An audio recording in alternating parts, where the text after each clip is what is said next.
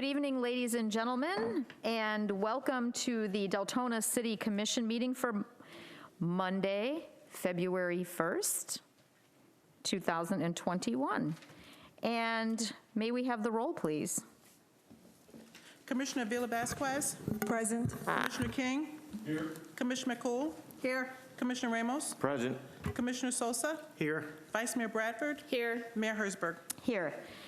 And this evening, I will be doing an invocation, a silent invocation, and Commissioner King, would you lead us in the pledge to the flag when that comes up? And this evening, our singer for our national anthem is Ms. Emily Ruiz. She's a 10th grader at Pine Ridge High School.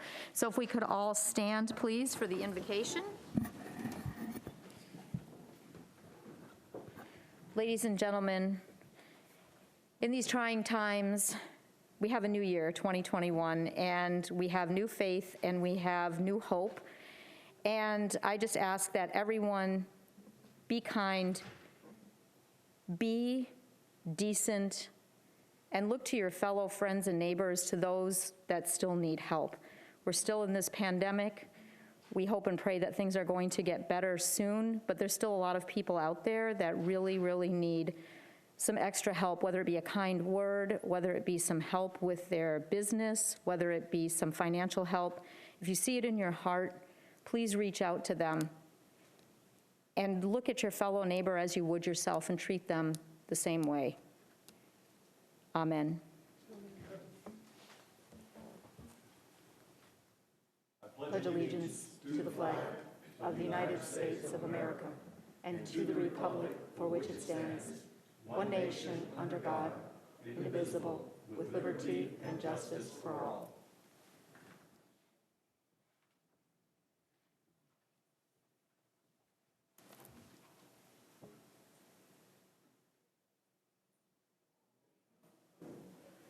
Oh, say, can you see by the dawn's early light what so proudly we hailed at the twilight's last gleaming, whose broad stripes and bright stars through the perilous fight o'er the ramparts we watched were so gallantly streaming, and the rocket's red glare, the bombs bursting in air, gave proof through the night that our flag was still there. Oh, say does that star-spangled banner yet wave o'er the land of the free and the home of the brave? Great job. Thank you, Emily. Okay, commissioners, the next item on the agenda is approval of the minutes of the regular commission meeting of December 14th, 2020. So move. Properly moved by Commissioner Ramos, seconded by Vice Mayor Bradford. All in favor? Aye. Any opposed? Motion passes. Now we move on to the fun part of our evening, presentations, awards, and reports. This evening, we have the Superstar students, and we don't have them in person. However, we have an amazing video that was put together for us.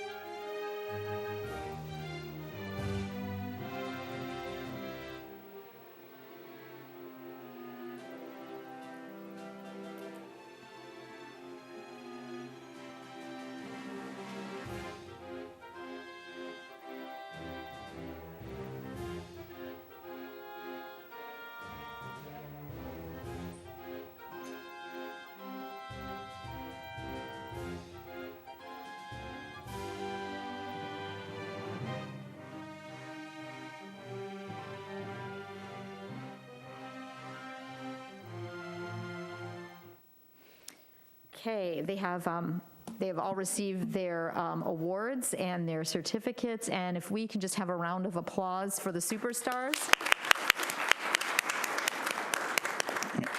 Mayor, just real quick, we need to thank Deltona High School, their TV production class, for putting together the video for us. Absolutely, great job, and also to our school board representative, Mr. Ruben Colon, who is always on top of this, getting the superstar things together for the kids in this area. Next, we're going to go ahead and have a proclamation. This proclamation is going to be read by Ms. Dolores Guzman. If you'd like to come up and go ahead and let us know who our proclamation is for.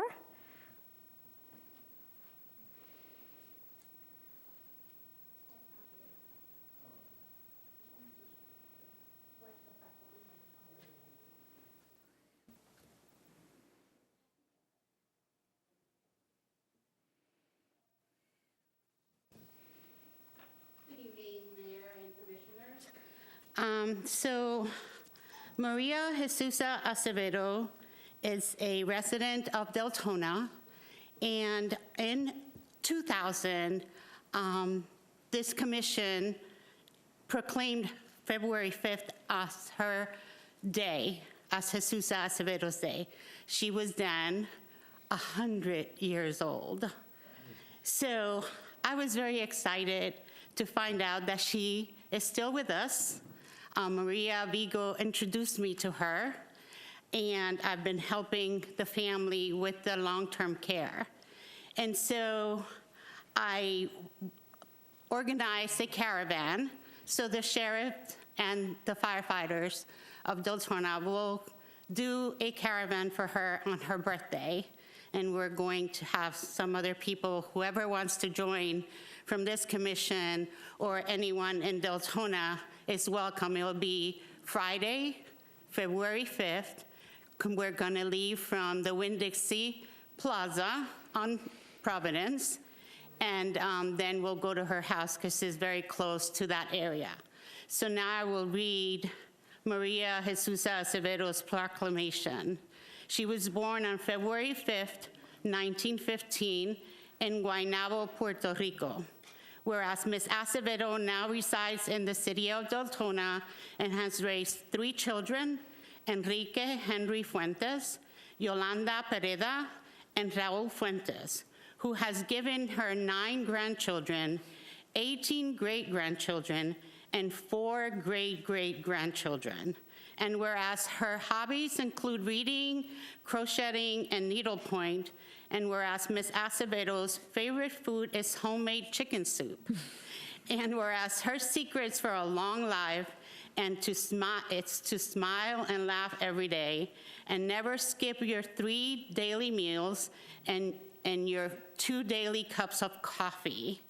And whereas Ms. Acevedo is celebrating her 106th birthday on February 5th and has lived a joyous and gratifying life, now therefore, we, the Mayor and City Commission of Deltona, Florida, do hereby extend our congratulations to Maria Jesusa Acevedo for achieving such an outstanding milestone in her life and the history of the world around us, and do hereby extend our warm and sincere wishes to have a very joyous and happy 106th birthday. Executed this first day of February 2021. And I wanted to say too that, thank you, that they have been so alone through this holidays and through the pandemic, and her children have not been able to come and see her, and will not be able to be there on her birthday. So if you find it within your heart to come and join us on the caravan, I would greatly appreciate it. What time? 11 o'clock. 11 on Yes. Friday, February 5th. Okay, thank you, and give her our wishes, and we hope to see this next year again in better Yes. circumstances. Thank you so much Thank you. for your kindness. Bye-bye. Okay. We have an add-on item to our agenda this evening. That is a proclamation in honor of Black History Month. Today, this begins. So Commissioner Vasquez, would you like to go ahead and read that proclamation?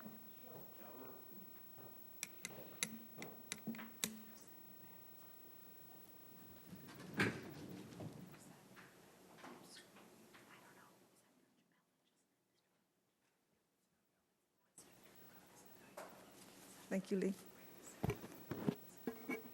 Good evening, everyone. So, thank you. So today starts Black History Month in February, and I'm reading today the proclamation from the city of Deltona. Whereas Black History Month is celebrated each February in recognition of achievements by Black Americans and all people of African descent in the United States, and whereas during Black History Month, we celebrate the many achievements and contributions made by African Americans to our economic, cultural, spiritual, and political development. Whereas in 1915, Dr. Carter Goodwin Woodson, noted Black scholar and son of former slaves, founded the Association for the Study of African American Life and History. And whereas the contributions to science, technology, business, arts, and cultural innovation by Black Americans and African Americans have been essential to the progress of our nation. And whereas Dr. Woodson initiated Black History Week, February 12, 1926, and for many years, the second week of February was chosen to coincide with the birthdays of Frederick Douglass and Abraham Lincoln, was celebrated by African Americans in the United States. And whereas in 1976, as part of the nation's bicentennial, Black History Week was expanded and became established as Black History Month and is now celebrated all over North America. And whereas the observance of Black History Month calls our attention to the continued need to battle racism and build a society that lives up to its democratic ideal. Now, therefore, we, the mayor and the City Commission of Deltona, Florida, do hereby proclaim the month of February 2021 as Black History Month. In Deltona, Black History Month in Deltona, and urges all citizens to come together, not merely to honor, but to celebrate our diverse heritage and culture, and continue our efforts to create a world that is more just, peaceful, and prosperous for all. I would like to call up Felicia Benzo to accept this proclamation. Ms. Benzo is the founder of our Catalyst program, and Catalyst is a mentoring program of which I was honored to serve in with her, mentoring some of our students in the schools.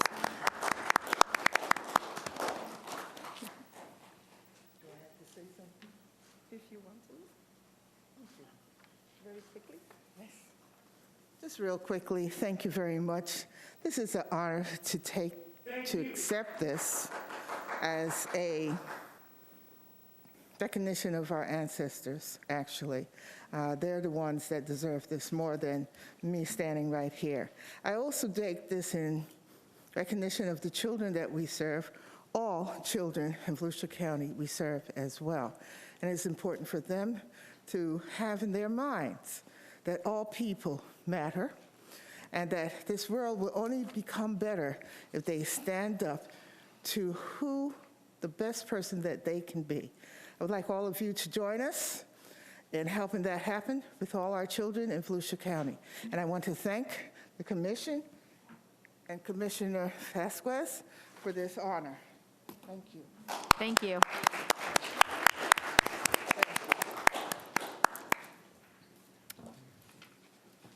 Okay, thank you very much. And now we are going to move on to ordinances in public. We have ordinances in public hearings. We do not have any, and so we'll move to 7A, old business. 7A is a request for the appointment of members to the Firefighters Pension Plan Board of Trustees. As you know, this was on our agenda, and we went ahead and put this out again, and we have 4 individuals. We have Mr. Gene Gizzi, who would like to be reappointed, Mari Lyson, Robert B. Lindeman, and Gem Loringer. So, commissioners, we need to have, if you've looked at that, Commissioner Vasquez, and then Vice Mayor. Mayor, are we appointing each individual? Yes, please. Okay, so I move that we reappoint Jean Gizzi to be appointed to the Firefighters Pension Plan Board of Trustees for terms to expire in January 15, 2025. Okay, properly moved by Commissioner Avila Vasquez and seconded by Commissioner Ramos. May we vote, please, on Mr. Jean Gizzi's reappointment?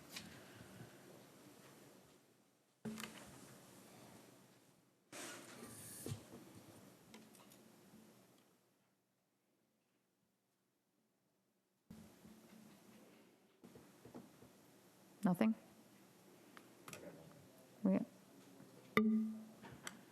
Do you want us to do a voice vote? nothing. Can you just call the roll then, please? Commissioner Vasquez? Yes. Commissioner King? Commissioner McCool? Yes. Commissioner Ramos? Yes. Commissioner Sosa? Yes. Vice Mayor Bradford? Yes. Mayor Briscoe? Yes, motion passes 7-0. Vice Mayor, you were up next.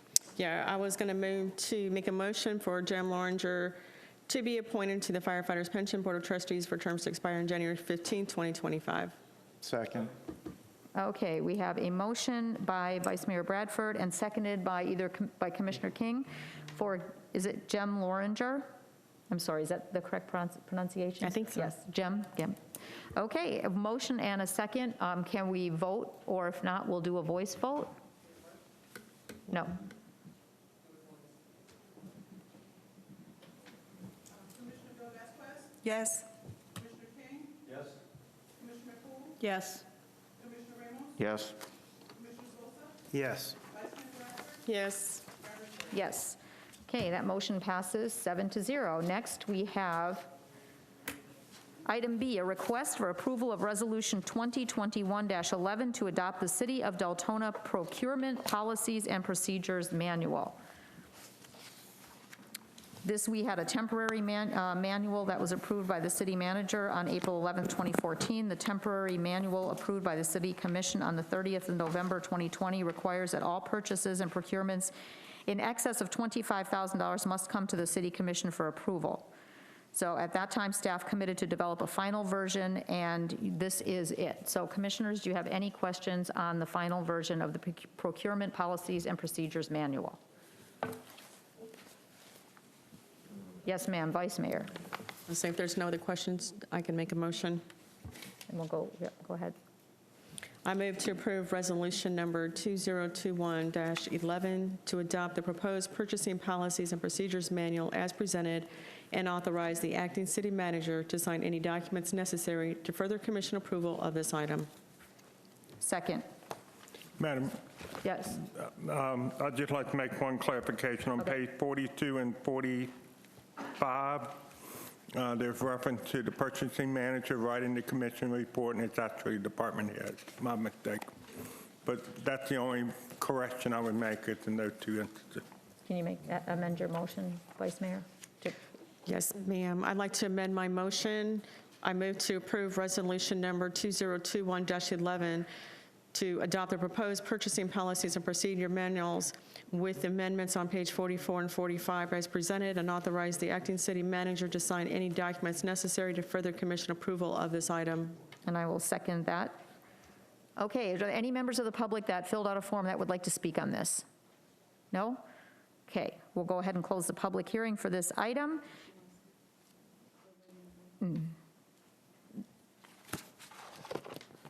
Okay, we'll go ahead and close the public hearing on this item, item B, and then we'll go ahead and vote, please. There we go.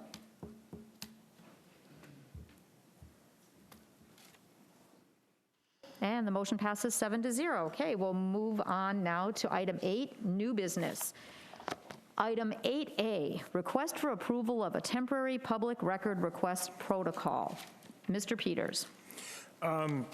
Similar to when I first took over back in November, we have a policy here that was produced by staff. Under the city charter, policy are to be approved by the city commission. So while we are working on a more permanent solution with regard to records, which I anticipate having back to the commission in about 2 months following a workshop, What I wanted to do was go ahead and codify that the current policy is the policy of the city, knowing full well that we will be coming back with a permanent policy at a later date.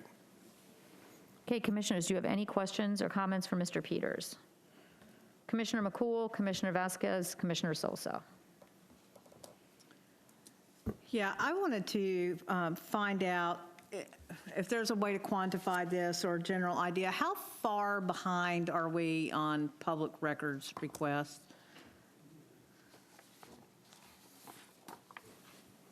Mr. Rafferty, you want to take a shot at that one?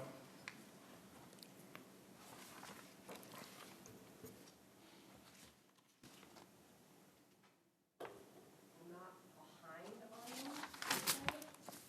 There are a couple that are probably 2 weeks old because I was waiting for individuals to respond with their estimates. Records. But for the most part, I'm doing them every day, all day. So we're not behind on them. And can I ask this question also? Do we have enough help down in that department as far as, I know that there are other things, from my understanding, okay, teachable moment, I know that there are other things that the staff does also. So do we have enough help down there to do this, to make, to be up to date on our PRRs or doing the research or whatever, or even updating the electronic system in reading through, what we adopted in 2020? Both of those questions are part of our process going forward.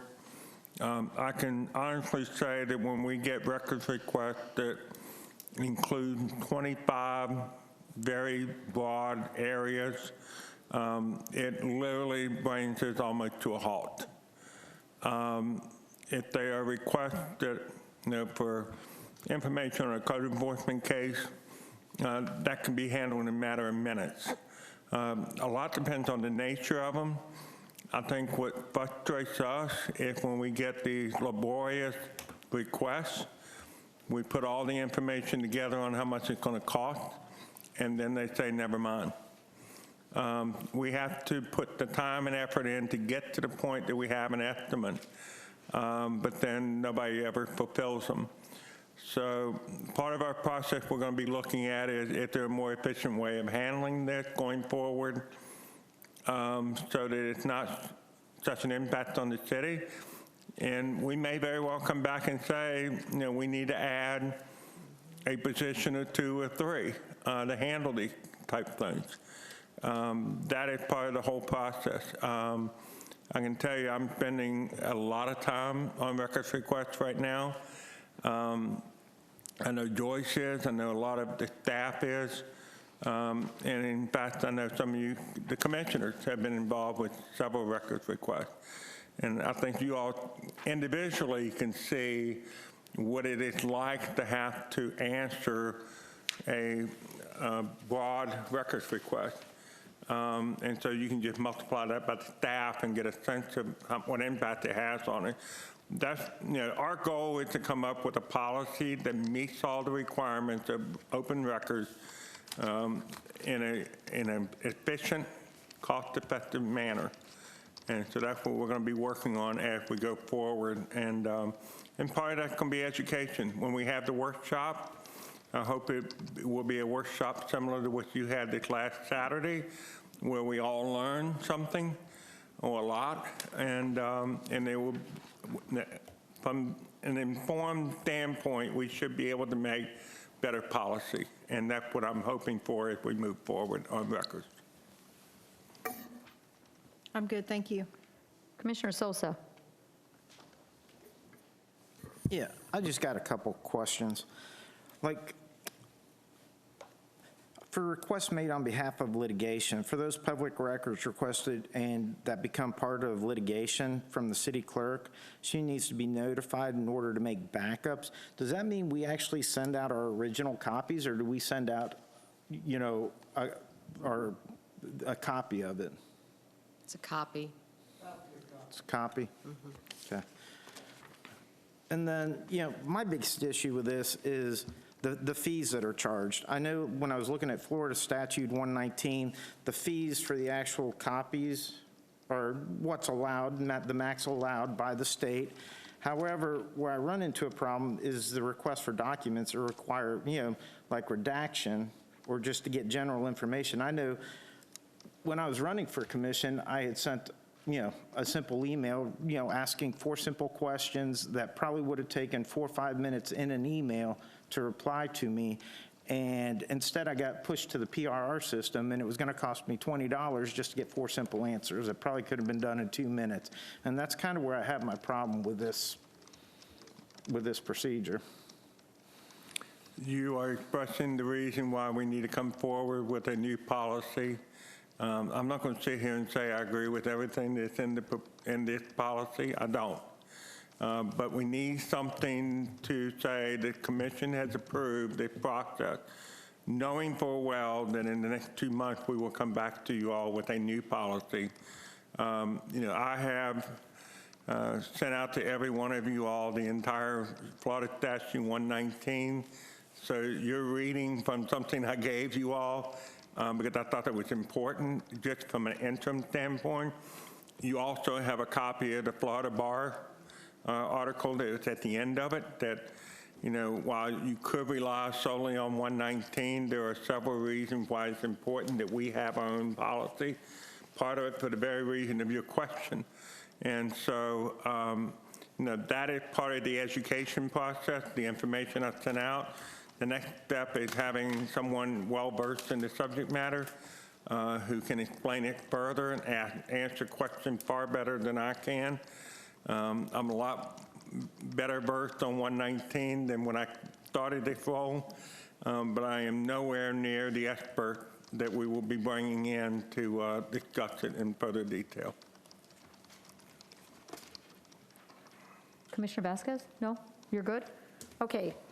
Commissioners, all done asking questions? Are there any members of the public? Could you please call who would like to come up and speak on this, please? Albert Bryant, please.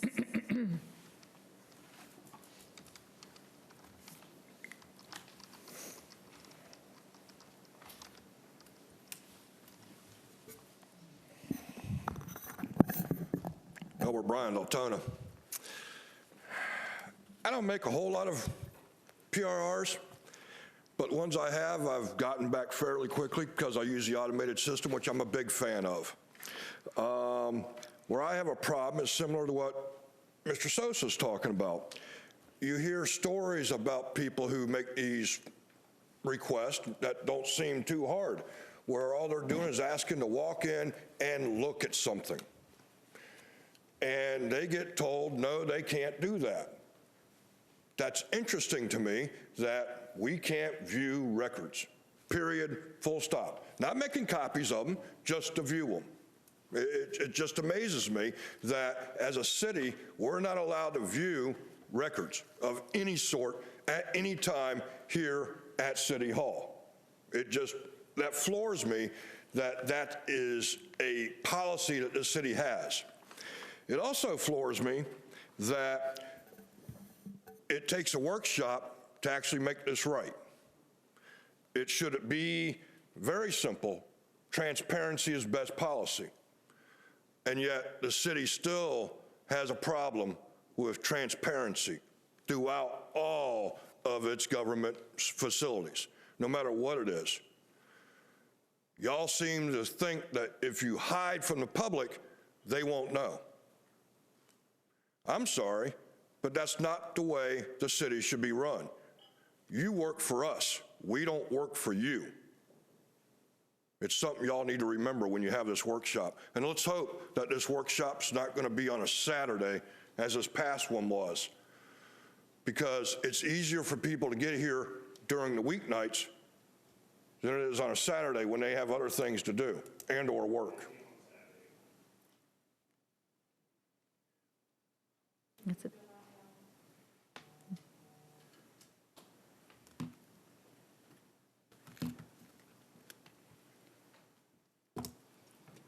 What Elbert said is true. It's been a problem for many, many years. No one has ever attempted to correct it. And I watched on TV 2 weeks ago, you didn't even know the ordinances, so how you going to know this? I mean, come on, wake up. It's 2021, and it's not just one. It's not just one. You can't blame David Sosa, and you can't blame Dana. They haven't been here. Everything is a secret. You hide from the public. What is the problem? Do you have inferiority complexes? Or are you scared they might find out the truth about something? And that's what I think. I think you're scared that they might find out the truth about something. It's a long-lasting policy. You're all guilty except for David and except for Dana. Sorry. Why don't you smarten up? You see, don't you want your public to even have respect for you? I mean, come on, we know you're not the most intelligent people, none of us are. But don't you even want a little bit of respect?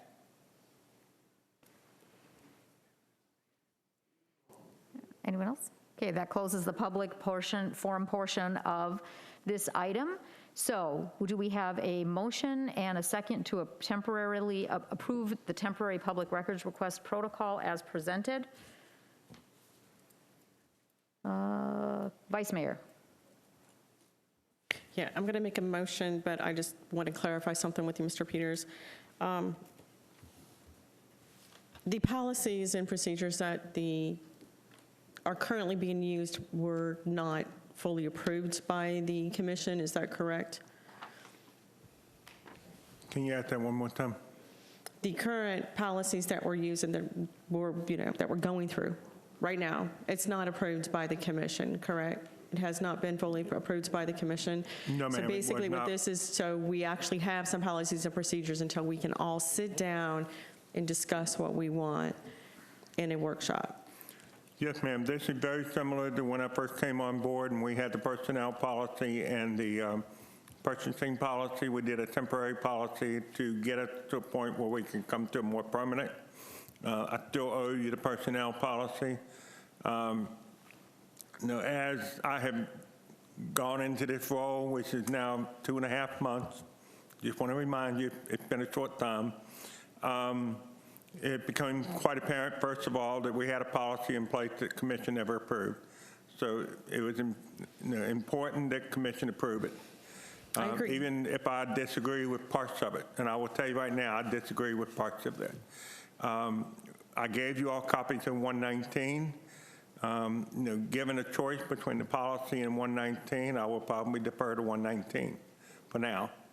And then we're going to get the workshop, and we'll come back with a new policy that I'm not going to sit here and say that everybody in the community is going to be happy with it, because I know better. But I believe we will have a policy that, A, will make it more transparent. If people will believe we're being more transparent, which is the most important part, and they can get information that they need. That's the whole goal of proceeding forward with the permanent policy. I appreciate that. And do we currently have staff going through to see if there's any other policies and procedures that we are utilizing that have not been approved? I mean, do we have many more of these? I mean, because this is disappointing that we have yet another one that has been being utilized and has not been approved. So I'd like to make a motion to approve the temporary public records request protocol as presented. The acting city manager has the authority to make corrections of scrivener's errors and the like. Second. Properly moved by Vice Mayor Bradford, seconded by, was that you, Commissioner Vasquez? You have a question? You? Commissioner McCool? Yes, ma'am. Question? May I? Thank you. Can we get a copy of the procedures that are being followed? And are those procedures the Florida status chapter procedures that are being followed currently? They're in here. City manager? So those are the state procedures that are being followed right now? Yes. Okay, thank you. Okay, we have a motion and a second. May we vote, please?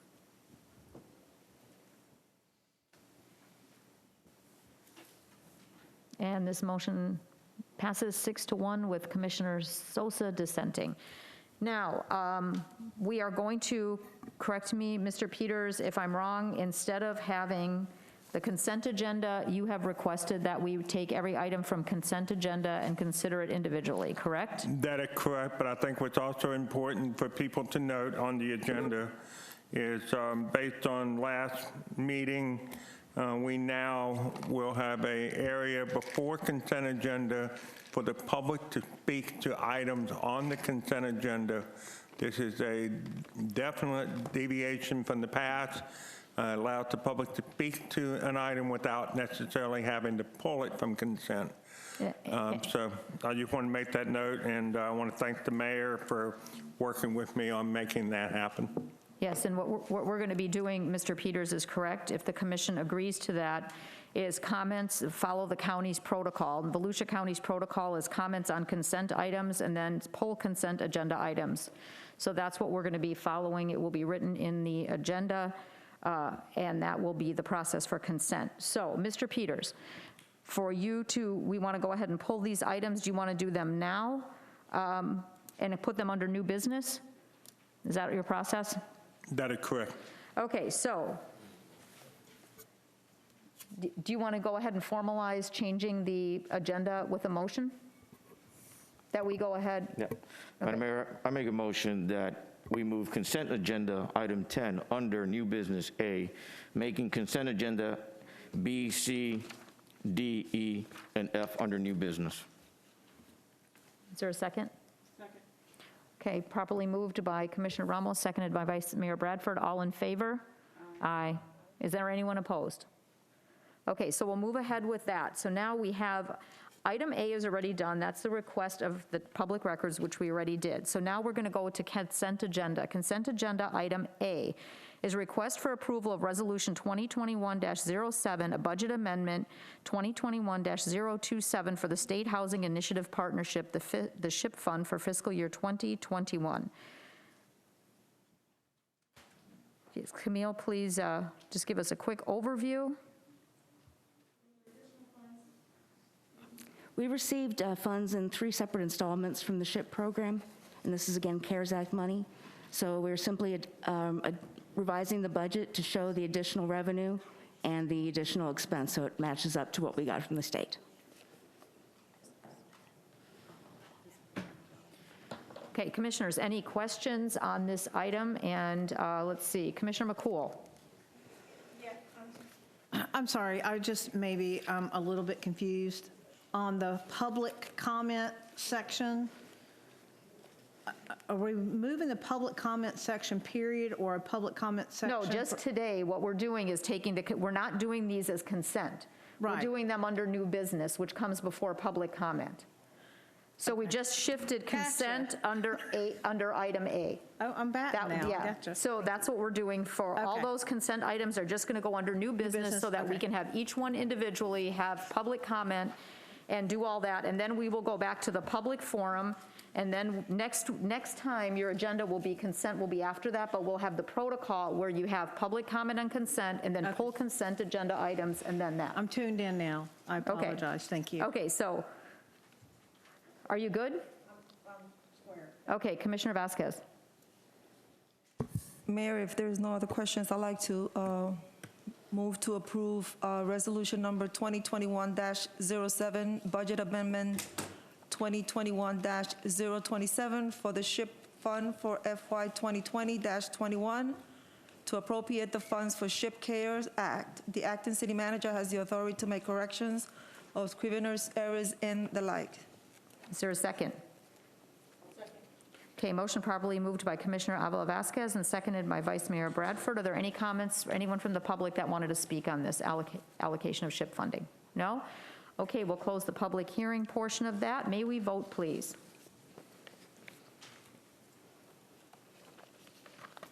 And motion passes 7-0. Item B on consent is now moved over to item C as new business.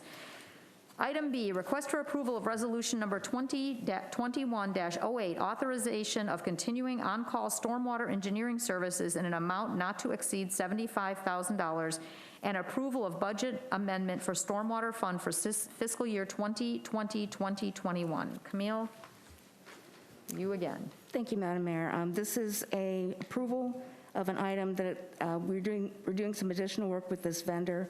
The vendor was already selected pursuant to an RFP, but in accordance with our new procedure, anything over $25,000 we're bringing before the commission for approval. So you're getting both the approval of the actual service and approval of a budget amendment. Okay, commissioners, do you have any questions for Camille? Is anyone from the public asked to speak on this? Okay, we'll close the public comment portion of this. Commissioners, we need a motion and a second for item B, consent item B. Mayor, I move to approve resolution number 2021-08, authorizing continuing on-call stormwater engineering services in an amount of not to exceed $75,000 and budget amendment 2021-028 for the stormwater fund for 2021 or 2020 through 2021. The acting city manager has the authority to correct Scrivener errors and the like. Second. Okay, properly made by Vice Mayor Bradford, seconded by Commissioner McCool. May we vote, please?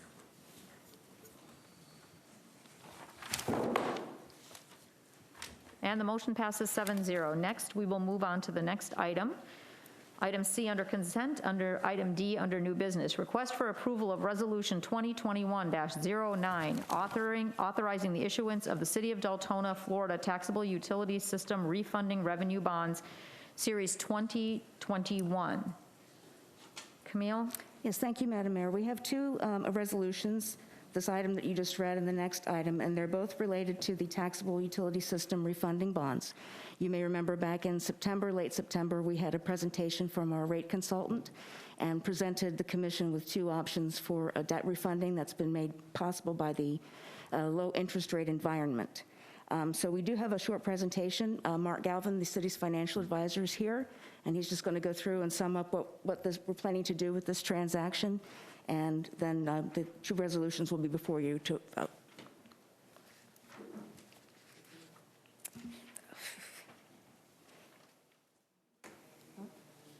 What? Okay. That's all right. I can always say next page if you want. I can hit the arrows. Okay. For the record, my name is Mark Galvin. I'm with Hilltop Securities. I'm the financial advisor to the city. And as Camille said, is that what was presented to you back in September 28th was a couple of options that were available and to the city. If you turn to page 2, what we've done is that we've summarized the city's current outstanding debt before any type of refunding. The city has two outstanding bond issues, a Series 2013 and also a 2014, and currently right now 2 outstanding SRF debt. And so when you take a look at the graph that's on page 2, you'll see that the current debt service shows that your debt service is approximately $9 million per year when you add all that different debt service associated with it. And so what was presented to you on the September 28th meeting was, as part of your rate program, is trying to find out ways to be able to provide additional cash flow to be able to pay for as many projects as you could on more as a pay-as-you-go type of basis versus always having to finance things. So the thought was is that while there was substantial savings associated with the refunding on option 1, just basically mirroring the current debt service, your savings would have been about $700,000 per year. What we proposed and what the commission approved was basically restructuring the debt, stretching it out to be able to provide about $2 million worth of annual cash flow savings that would be allowed to drop right to the bottom line to be able to fund your capital improvement program. And so that was what was proposed. Also, what it did too is that it also allowed us to be able to modify or make some changes to the resolution by refunding everything. So if you turn to page 4, you can see that this is more of the comparison of the current debt service, which we just showed on the previous slide, to where we would be today if we were able to refund the Series 2014 under option 2. As you can see, the debt service itself would drop down substantially. This leaves you more room also because you do have additional SRF debt that's going to be coming in to be able to layer that on and be able to reduce some of the pressure on your future rates. With that said then is that what we have in front of you is really two resolutions. A master resolution that basically has all the documents associated as far as all the covenants on it.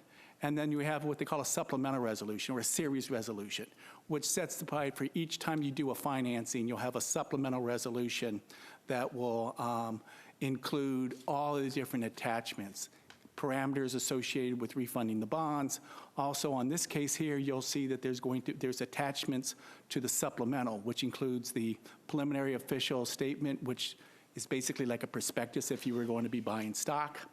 It also would have the other required documents, which would end up being the continuing disclosure agreement. Basically, that is an agreement in which the city pledges to tell future potential bondholder investors what's going on in the city, providing additional information that's required by the SSC and the MSRB. And the other thing that it does too is that it has your escrow fee or escrow agent agreement, which when you do an advance refundings, those are where the money goes. So basically, that one supplemental approves 5 forms of, including the bond purchase agreement. Some of the recent steps that we've also done is that since that last meeting, besides putting together the draft of the preliminary official statement, we've been working with your staff and staff answering massive amount of questions to be able to get your ratings established again. You currently were rated A+, and they were affirmed. In addition, on this new bond issue, where the previous deal you actually were on a negative watch, now you're on a stable watch. So by being able to demonstrate this new financing plan, your new rate plans, the whole thing set up is that the comfort of the rating agencies showed that they changed that outlook for the city. We may or may not use it, depending on whether or not it makes financial sense, is to use bond insurance when we're ready to price. So, as I think I just discussed or kind of went over real quickly, was that you'll be adopting the 2 resolutions associated with the financing, the master and the supplemental. And on the last one is that if the commission decides to go ahead and approve with this, what we'll do is there's a couple steps that need to be done. One is that we'll finalize the preliminary official statement that will be mailed out or electronically sent to investors. We'll end up getting the FDEP or your current SRF to agree to subordinate their current position or maintain their current position. And then we'll start underwriting and start marketing the bonds, have the underwriters start marketing the bonds, with the idea of being able to price within the next 2 weeks and being able to close before the end of the month. And with that, that's the end of my presentation. If anybody has any questions, I'll be happy to answer them if I possibly can. Okay, thank you, sir. Commissioners, do you have any questions for Mr. Galvin? I don't see any questions lighting up the board. Mr. Peters, do you have any comments on that at all? Oh, hold on, somebody is asking. Commissioner Sosa. I just have a couple questions. I think Camille could probably answer them better. When we're refinancing these bonds, we've got one that's a $67,300,000, then the $20,290,000, and we're looking to refinance it, but we're going for $106 million. Why are we going to add another $19 million to the bond debt? If I can answer the question, I think I can do. Is that first of all, you're correct as far as the amount of debt that you have outstanding. Now, one of the things that you also have to do, we're doing what they call an advance refunding. The bonds are not callable until 2023 and 2024. So to be able to do this, what you unfortunately have to do versus a current refunding would be like a bank loan where you just go out there and say, hey, I've got 5% bonds, give me the 3% and I pay you off and it's the same dollar amount. This is different. What's happening is you've got investors that are saying, you promised me that I'd have this income until 2023 and 2024, depending on which issue you have. So what we have to do to be able to defease the bonds is actually borrow more money to put into an escrow account so there's sufficient monies in there to pay the principal and interest on those 2 outstanding bonds so that those bonds are paid off or defeased. Now, the benefit, though, is that you're borrowing that at a lower interest rate than you currently are paying. So yes, you're borrowing more money, but you get the benefit when you pay it off, being able, that whole debt is a lower overall interest rate. Right now, I think the interest rate on your, if we move forward, is less than 3% on the combined issue. So what exactly is it going to cost us in 2023 when these become callable? Nothing then. I mean, right now, today, when you end up, when we price the bonds and we put the money in the escrow, and your new bond issue was I think it is 99 million. The actual bond issue size will be 99 million, right around approximately 99 million. That is all you have. I mean, right now, we're going to borrow. Then what happens in 2023 is automatic. It's put into the escrow account, and those escrow account will be sufficient to be able to pay the principal and interest on the bonds in 2023 and 2024 on those old bonds. Did I say that? I mean, I know I said that correctly, but did I say it in a way that you might understand it? Yeah, I'm still a little confused. So right now, our current bond debt is $87,590,000. So that's currently what we have on the books right now. So we're looking to refinance this basically, but at $106 million. Right. Well, the new bond issue size will be approximately 99 million. Okay. So and the 106, where does that come from then? Is that going to be what's? When they run the numbers, they run them constantly, and they change from day to day. So I was looking at a previous iteration of the closing statement, which was done on January 15th, and it said 106 million at that time. They've since done a new one, and that's where the new number's coming from. But I had already prepared the agenda memo by then. Okay, so the new number is going to be 99 million? It's right around, the actual issue size today, assuming that no change in the interest rate, would be approximately 98,660,000. Now, if we, and part of that is that that's what the amount will be when you take into account all the transfers. All right, thank you. You good, Commissioner? Okay, anyone else have any questions? Let's see, Commissioner McCool. Yeah, I just wanted to thank you for that information, and thank you, Camille, for spending time on the phone with me, walking me through this, okay, and our Fitch rating and how important that is. So my question is to be explained that if we had not refinanced in this manner, what would the implication be to our city? That's the question that I would like answered for the public to understand also. Well, without refunding the debt, the same structure would have remained, and we would be paying basically 1.6 to 2 million more in interest each year because we are not refunding it at a lower interest rate. So that's basically what the refunding is doing for the city, is reducing the amount of interest expense. So that gives us a bit more flexibility and a bit more cash. Good? Okay, see, Commissioner King? Now you have to explain it to me. If we leave it where it is, we're going to pay a certain amount of interest, right? Yes. And that's high. It's higher than what it can be now, Okay. yes. If we stretch it out to 2050, the interest rate will be lower, right? Yes. What is the difference between paying off here or paying off at the end of 2050? What's the difference in those two numbers? Because it seems like to me, you might be paying a little bit less in the long run at 2050. Now, your interest drops a little bit, but you're still paying it out. And we stay in debt a lot longer. You're absolutely correct. I mean, what you're doing is that you're taking advantage of two things. One is you're taking advantage of the lower interest rates that's currently in the market than what your current bonds are outstanding. And so you're getting savings. So if we just said we're going to refund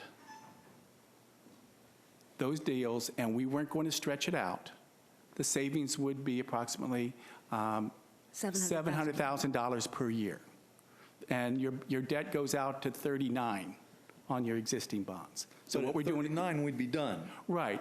Okay, and then, but what this is doing is that by stretching it out, you're getting not only debt service savings, but you're getting a lower interest rate by stretching it out. You are absolutely correct, is that there is no free lunch, is that you are stretching it out, which means over the life of the issue, you're going to be paying more debt, as far as in dollars.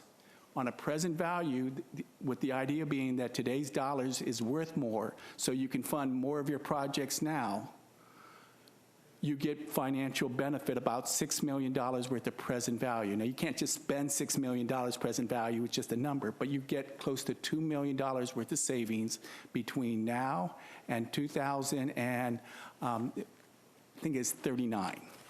So you're getting all that, you're getting a lot more cash up front, but you're absolutely correct. Over the life of the issue, you're going to be paying more total interest. But because of that, it reduces the pressure on your water and sewer ratepayers in the future, and to be able to fund additional projects versus having to go ahead and borrow additional monies that may, and I say may because who knows what the future, may end up requiring you to borrow more money at a much higher rate in the future. Okay, then I guess my next question is, if this is approved, what can our ratepayers look for in a reduction of their monthly bill? Currently, right now, is that this is going to help you being able to pay, so you're not having to, you've already got a rate increase that's already set up, that this whole program, including getting the ratings and getting this thing, is based upon your current rate increase. What this thing does do, though, is that allows you in a few years, as your construction and as everything improves and gets more money, more customers online, that you get additional funds. Therefore, hopefully that will mean that you will not have to raise rates as much. I mean, so really what this is that to a certain point, it's a Band-Aid to be able to get you in the future while your existing customer base increases, so you can maintain and have a reduced pressure on your water and sewer ratepayers. So I think the answer to my question is there's no change. That's correct. Okay. You good, Commissioner? We're just going to have longer debt. And hopefully more money to be able to do more projects, Okay. so you can be able, so you won't have to incur as much additional debt. Okay. Commissioner McCool? I'm sorry, one last question. This also, from what I understand, helped bring our Fitch rating up, right? Yes. Which also improves our forecast in the future, like our overall ratings, right? Yes. And this is pretty much an insurance policy, kind of a stop-safe,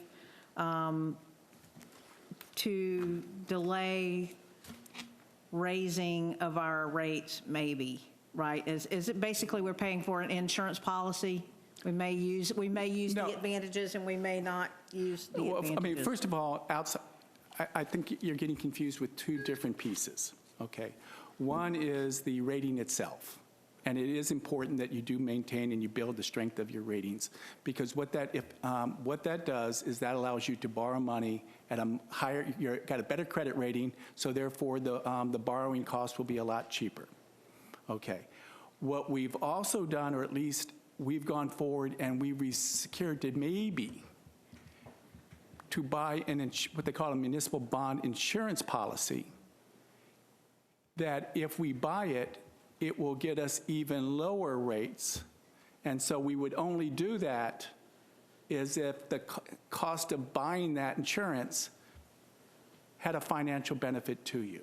So we may or may not use the insurance. It's just the policy. What we did is that, on the day of pricing, If it turns out we can save you more money by buying that policy and the underwriters will give you a lower overall interest rate and you save money, then we'll move it. We'll do that. If not, we won't. But the other part to answer your question is that what this does is that it establishes your credit rating. And by the way, your staff did an unbelievable job on being able to respond to the massive amount of input and questions, both from Fitch and from S&P, about the system, especially considering the system was on a negative watch a couple years back. So what we've done is we've changed the trajectory, and hopefully, and let's put it this way, in the future, when they look at it again, you might even have a chance to be able to be upgraded because of what you've done today. This benefits most our CIP, right? I mean, really? Yes, so If I can jump in here. The key words that we use is it relieves a lot of pressure financially off of our water and sewer fund. One of the key projects that will impact our ability to do is the replacement of our water meters. As all of you all know, we get a lot of grief, that's good French, for the customer service, meter reading, and that type of thing. And if two of you all were not on there when I had the presentation a little over a year ago, where we talked about by having the new meters, that we would actually be able to save some costs internally. But the capital cost of getting the meters is a different thing. By relieving some of the financial pressure, that allows the capital that he's talking about is needed repairs, putting in the meters, the river withdrawal project, those things will be less pressure. Going to Commissioner King's thing, please do not equate the bond thing with our rates. The bond is to release financial pressure. The place that we're going to save money and help the rates is by getting more ratepayers on the system. As I have told you all before, our sewer system is running at maximum inefficiency. At 80% of capacity, we have to start planning for the expansion. So half of that is 40%. Guess what? Both of our wastewater plants are running at 40%. We're paying for the full staff. We are paying for all the equipment, all the infrastructure. So for every extra bit of flow that we get into the plant, it's just an incremental addition in terms of chemical and electricity. That's where we're going to be able to do better in the future with regard to rates. So relieving the financial pressure that we're feeling right now, part of the financial pressure is that, decisions that were made in the past with regard to raising our rates. You all took the leadership just recently by approving new rate structure that includes indexing every year. I think went through a period of 10 years without any indexing. And as I have said to you all before, you can have compounding interest going up, and you can have compounding interest going down. Every year you didn't index, it compounded itself to the negative. So instead of doing this, we were doing this. You can see how big of a gap that ends up causing. We're paying for the sins of our past. And the best thing we can do is get the pressure off of us, our financial situation. You all have done the most important thing, which is getting a fair rate with indexing built in so that we don't have to go through this every year. It's tough.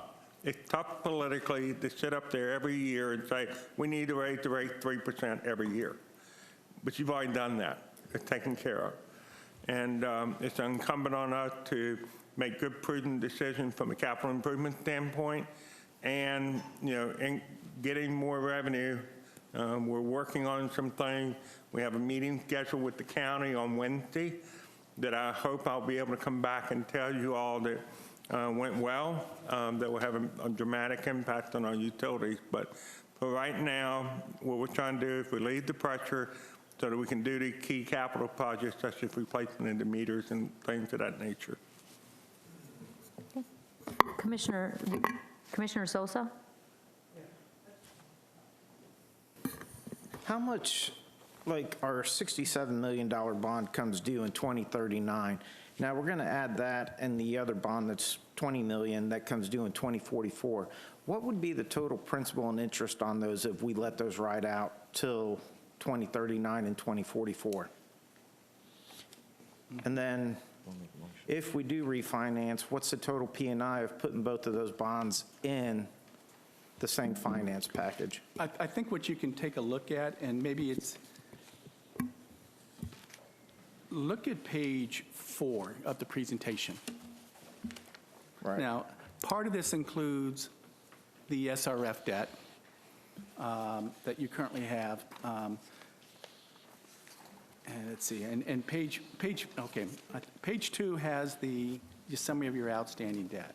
And you're right, you've got approximately close to around about $90 million worth of outstanding Series 2014 and 2013 bonds, if I'm just looking at this table correctly. All right. So you're adding that together. So I'm trying to figure out the best way of being able to say that without getting.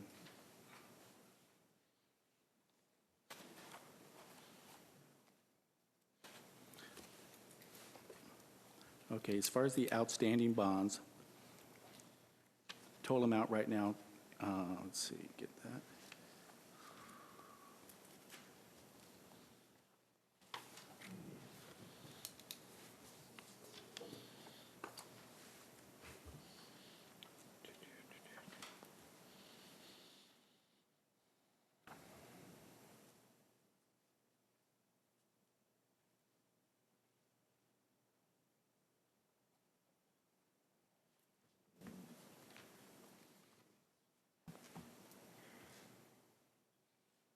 So if I totally understand your question correctly, you want to know how many bonds are outstanding right now on your existing bonds, and how much will be When they mature.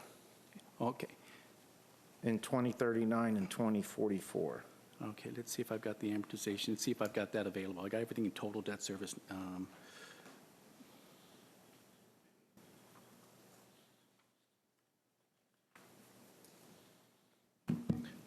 Just looking at it and just ballparking it, between 2021 and 2039, you're talking about an average of probably about $2 million per year in debt service that you will be amortizing on the new bonds.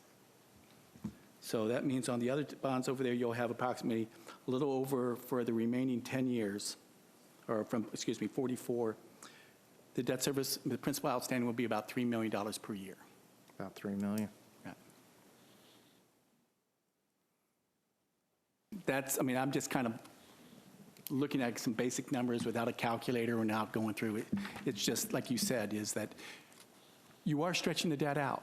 There's no doubt about it. So there is additional cost that you're going to be still paying the principal up front, but you're getting that cash flow savings today. Now, also, once we pay all our bond service plus our RFS loans, we end up with about $5.5 million in extra revenue. What are we doing with that money right now, Camille? Well, it would be available to use for the system operations, to do maintenance and repair, to do other capital projects. It would be, that's the flexibility that it would give you. Does any of that roll over from year to year? Yes, because it's cash saved, and if you don't spend it, it's in your fund balance. Okay. What's our current fund balance right now? It's about, it's not negative. I think it's about 27 million in cash right now. About 27 million in cash? Yeah.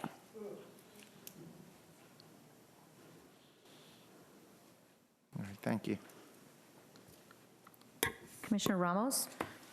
Madam Mayor, I'm ready to make a motion. I move to approve resolution number 2021-09, authorizing the issuance of City of Deltona, Florida taxable utility system refunding revenue bond series 2021 in an agreed principal amount not to exceed $106 million for the purpose of refunding all the city outstanding utility system refunding revenue bonds, series 2013, the utility system revenue bonds, series 2014, pledging net revenues of the utility system along with eligible impact fees to secure payment of the bonds, and authorizing the mayor and acting city manager to approve documents as necessary to complete the refunding. The acting city manager has the authority to make corrections of scrivener's errors and the likes. Properly moved by Commissioner Ramos. Is there a second? Second. Seconded by Vice Mayor Bradford. Okay, we have members of the public that would like to speak. Yes. Mr. Bellich.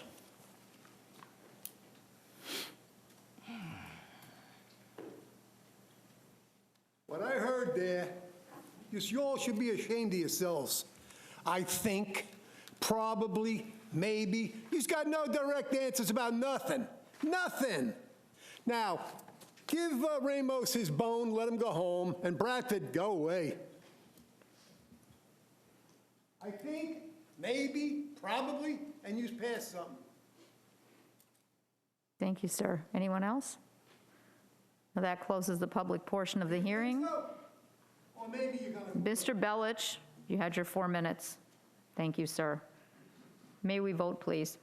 That's sad.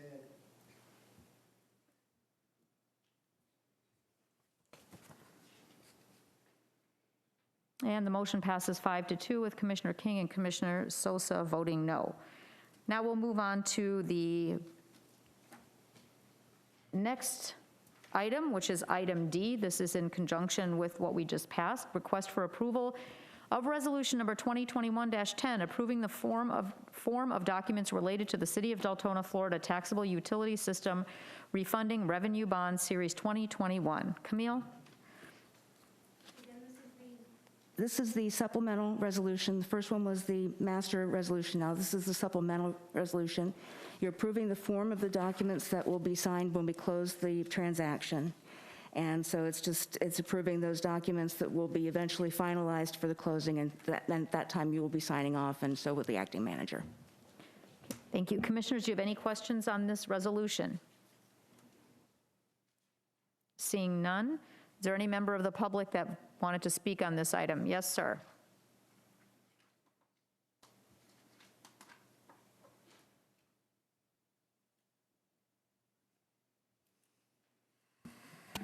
Albert Bryan, Deltona.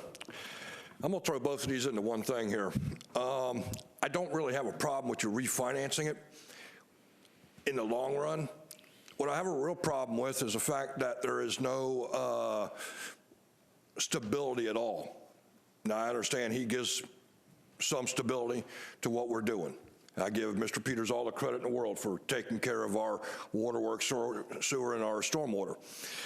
What really I think is a problem here is the fact that all we're doing is extending the life of a debt. And you're going to end up paying more in the long run. Okay, you get some money now in the next few years to be able to do some projects, you know, so forth, so on. And I get you want to change out your meters, you know, I get that. That's going to save you some money also. What worries me, though, is that we keep making bonds. We continuously make bonds. And this goes back to my other theory that in the long run, we don't have what we consider a sustainable government at all, period. Because we're close to what, $190 million in debt? Now this is going to put us close to probably $200 million in debt as this extends us out. So I have to understand the thinking here when we're doing this. I get the true principle behind this, I really do. But in principle is one thing. In reality with these people is another thing, because I remember what this gentleman said not too long ago when we had the workshop. He said, give him 20 years and you might be able to change the rates. Might be able to bring down the rates some. 20 years, I think, is what he said. And he said, if then. So what the real problem here is not the bonds, as far as I'm concerned. Y'all can refinance them. But the real problem here is figuring out why the past commissions disobeyed what the citizens told them, that it was not sustainable. No building of 256 homes here, 256 homes there, 256 homes there is ever going to bring you out of debt with this water system, because it was a failure when you bought it. You were told that over and over and over again, and you didn't want to listen. Now, I understand none of y'all were up there at the time. I get that. But none of y'all done anything to correct it since you've been there. At all. Period. Now, like I say, I give Mr. Peters kudos for doing what he's done. At least we have some voice of reason. Let's hope that in the future, you don't continuously give us 5 and 10 and 15% rate increases to pay for this debt. Anyone else?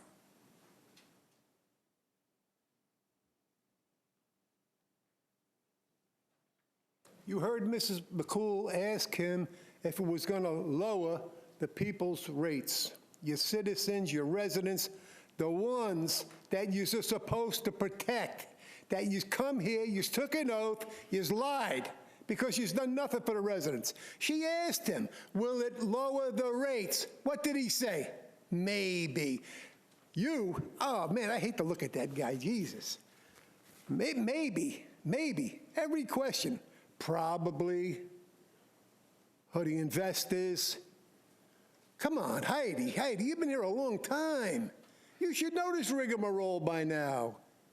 How many times you have to go through this? You see, how can you sit there and accept when someone asks, is this gonna lower the residents' rates? How can you sit there and get an answer like maybe? Did you just go to school? You know what maybe is? Huh? The same as his other answer, probably. Come on, you just gotta do something. You sit up there, you just don't give two shits about the residents. You know that. And that closes the public comment portion of the hearing. Vice Mayor? I would just like to make a comment. This is something we're trying to clean up from, and I'm gonna try to say it nicely, years of just, there's no nice way. Years of poor management, years of, this hasn't been brought before us. This hasn't been brought that, hey, let's try to come up with a solution to fix a problem. And I don't think it was even, had Mr. Peters not brought it up, it would still be ongoing. You know, I think, Ms. Camille, you've brought it up, you know, with our ratings going down a little bit. I mean, that was an eye-opener. But this is, I believe in my own personal, if you want to know why I voted the way I did, you know, the way I see it, it's like having that home that you purchase, and correct me if I'm wrong, Mr. Peters, and there's a lot of people right now taking advantage of the low interest rates, even on their homes. This is the best example I can come up with. They're taking advantage of refinancing their homes right now, you know, yeah, because it's a 30-year mortgage. They probably have 20, 25 years left, but they're refinancing it at 3%. And then they're taking that money and they're doing what? They're reinvesting that money into their home. So that money does what? That money will then raise the values on their home. And, you know, the way I see it is if you're in a situation where you have a 30-year mortgage, your mortgage is at the top of the cap of the line, you've got a bad rating, your credit score goes down, and let's say something happens, like we need a capital item, we need to fix the roads, we have an emergency come up, now we got to borrow emergency funds. Guess what? Now we're not paying that 3% for that money. We're back there where that homeowner's paying 17% for that mortgage, because they put themselves in a bad rating. So, Sir, you had your time in public comment. So it gives. Let the Vice Mayor have hers. So what it does is it actually, if we don't do this because of the mistakes from the past and the lack of this being corrected before it got to us, then we're going to be that person that's got the bad rating, we're not going to get loans at a reasonable rate. We're going to be paying for everything twice as much. So yes, we're extending it out, but I'd rather extend it out at a great rate, and then something comes up, we're able to get money if we have to have it at a better rate. Because having money at a higher rate now, what do they say? They say your money is worth more now than it is a year from now, 5 years from now. So it is a tough call, Mr. Bellick. It's a very tough call for everybody to understand that what we have to do up here. But we have to say, yes, was it right all these years? No. But all we're trying to do now is fix what was wrong. And does it stink? Heck yeah, it stinks and it's hard. And the last thing we want to do is sit up here and make it look like we're just trying to take y'all's money, when in essence we're trying to save money over the long run and correct errors that have been done in the past. And I know that's hard to understand. So do we need a motion? Yes, we do. Public, Mr. Bellich, this is one warning, one more outburst, and I'm going to have you, Mr. Bellich, I'm going to have you escorted out of the chambers after one more. Deputy, please remove him. I will speak with him after the meeting if he wants to stay and wait for me. Escort him out. We're not having this interruption. You had one warning and again. Sir? Do we need a resolution, Mayor? We need a motion and a second. I move to approve resolution number 2021-10, approving the form of official notice of bond sale and official bid form, the form of preliminary official statement, bond purchase agreement, continuing disclosure certificate, and escrow deposit agreement for the issuance of City of Deltona, Florida, taxable utilities system refunding revenue bonds, Series 2021, with an aggregate principal amount not to exceed $106 million. The acting city manager has the authority to correct scrivener errors and the like. Is there a second? Second. Properly moved by Vice Mayor Bradford, seconded by Commissioner McCool. May we vote, please?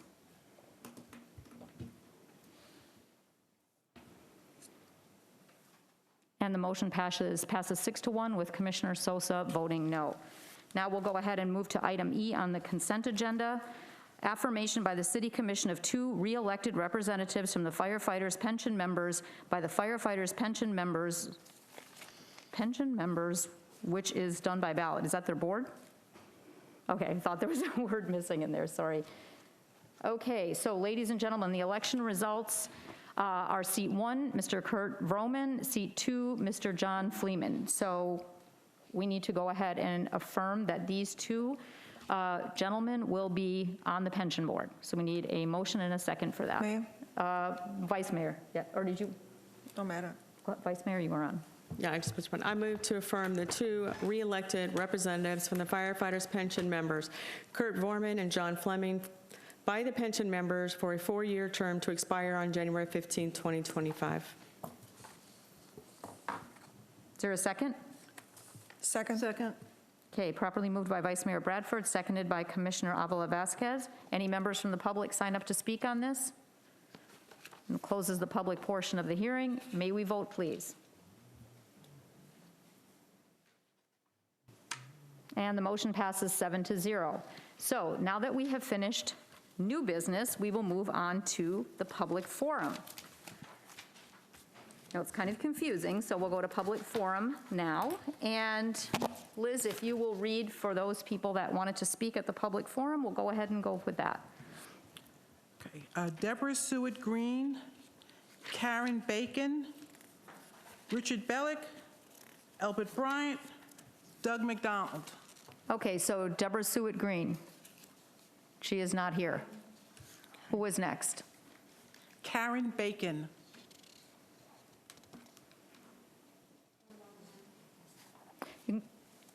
There's more, ma'am. Okay, Mr. Bellick was the one who just... Yes. Okay. Albert Bryant, please. The second individual was not here?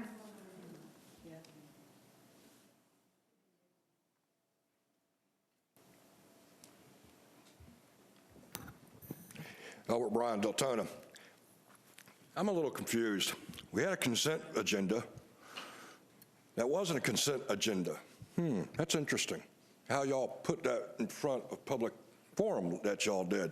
Anyhow, I just find that interesting. Now, I'm not complaining because I think a consent agenda should be spoken of and at least discussed a little bit as it was here tonight. And I appreciate that. The only other thing I've really got to key on is something more for the county, and I hope that this man over here can help me with it soon. I was driving to work on Friday, and I have to go down Howland Boulevard to get to work, to go to the interstate. And right there at the Wawa and the entrance to the hospital, some nice lady doing her makeup pulls right out in front of me. I had to lock my truck up, turn it sideways, and to avoid her. For the next 100 yards, I had my horn on, and she flips me off like she did nothing wrong, knowing that she pulled right out in front of me. And then, thank God, she went east or west, and I went east, because that's one reason why I don't carry a gun in my truck, because I probably would have shot that lady, to be real honest with you. But I looked it up. Ever since the hospital has opened, and the Wawa especially has opened, there's been 36 accidents at that little turnout there. On top of that, I know for a fact that at least 100 people, like myself, didn't have an accident, but almost did. So I pray that this man can contact the county and do what they do in Orange City, coming off of Saxon, going to the Walmart down there, where it says, no freaking turn on red, period. Or is it going to take somebody to die for y'all to correct something? Or, well, maybe if a Leo gets run over like he did over on the coast, maybe they'll change it then and rush some money over there to change it. Because that seems like the only time the county gets up off their ass to do anything in situations like this. I've asked for almost 20 years for the extension of 5 seconds on a crosswalk at the high school. Has it been done yet? 5 seconds, no. And I won't tell you how many kids have gotten hit there. Too many. How many close calls? Way too many. So I'm hoping that this gentleman over here can at least contact the county and say, yo, you morons, this is your road. Do something about it before we have a death. Because then it's going to be a lawsuit. And since this is on the record here, I would hope they would include the city in with that. Because the city should be the first to speak up, because it's within our city limits. Stand up for something. Like I said before, do the right thing. Doug McDonald, then Jennifer Chastain, then Charlene Smith, and then Bridget Kiesland. Doug McDonald, please.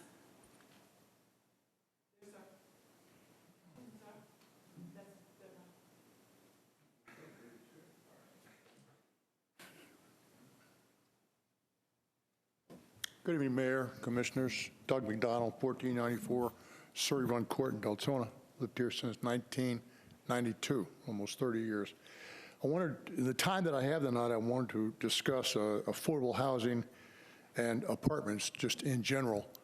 And hopefully I'll be able to support what Commissioner King and Commissioner McCool have recently done in the matter of developers coming forth seeking approval to build on 40-foot and 65-foot lots. God help us, what is happening to our city? The standard lot here in our city has been 80 by 125, and that has been since 1962. Well, it's under attack, it's probably gone.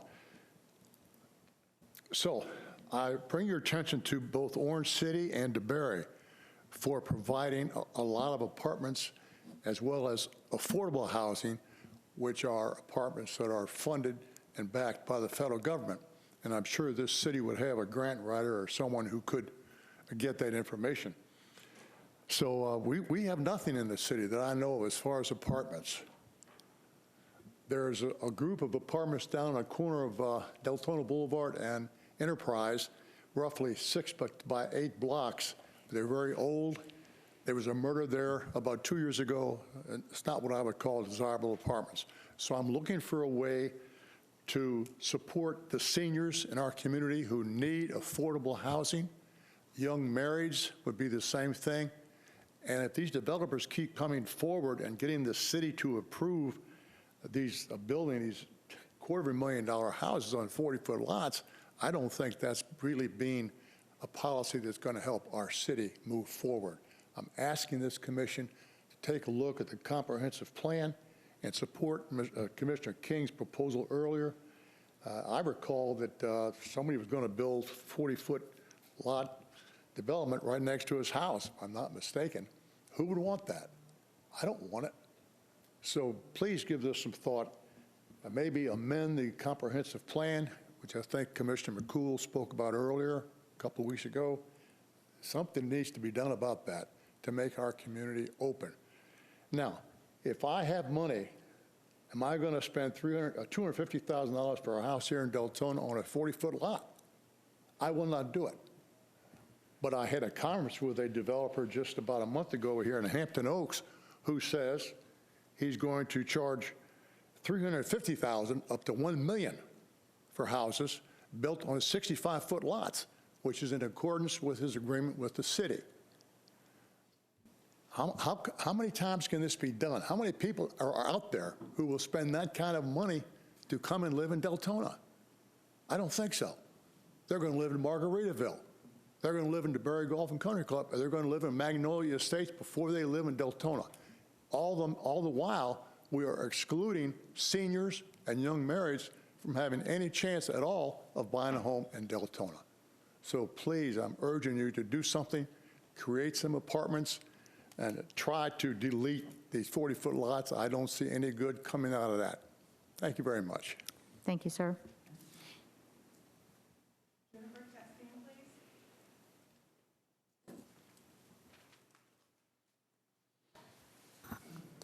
Jennifer Chastain, District 6.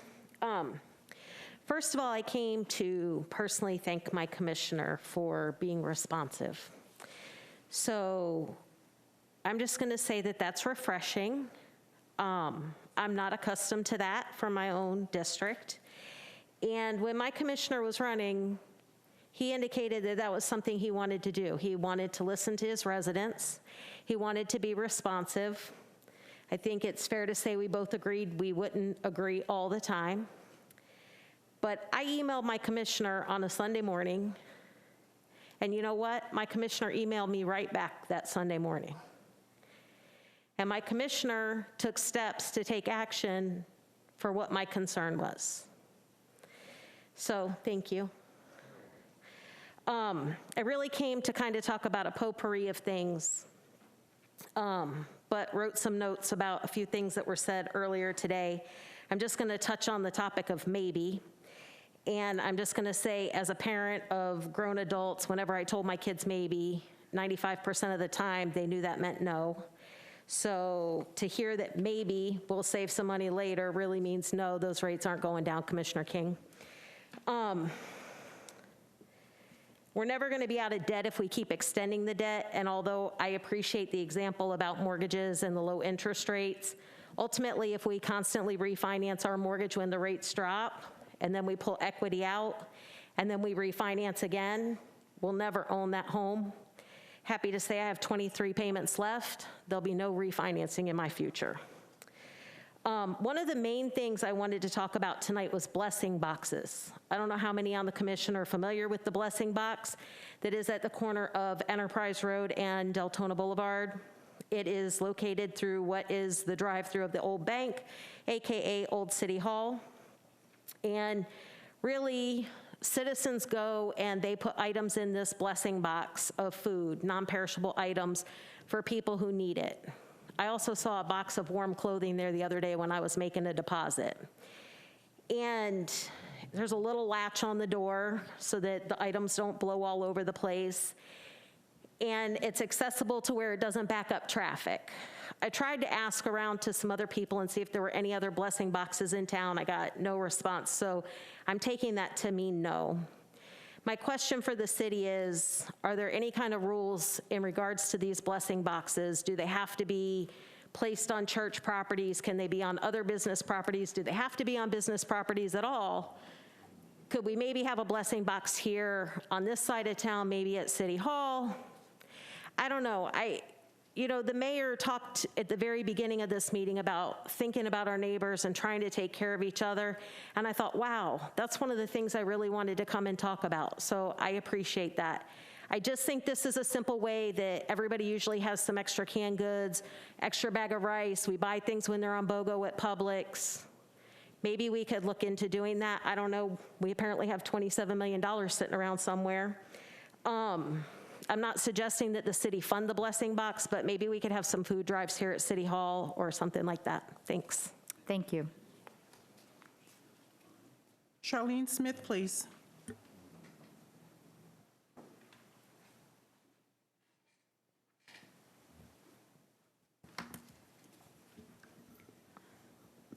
Charlene Smith, District 2.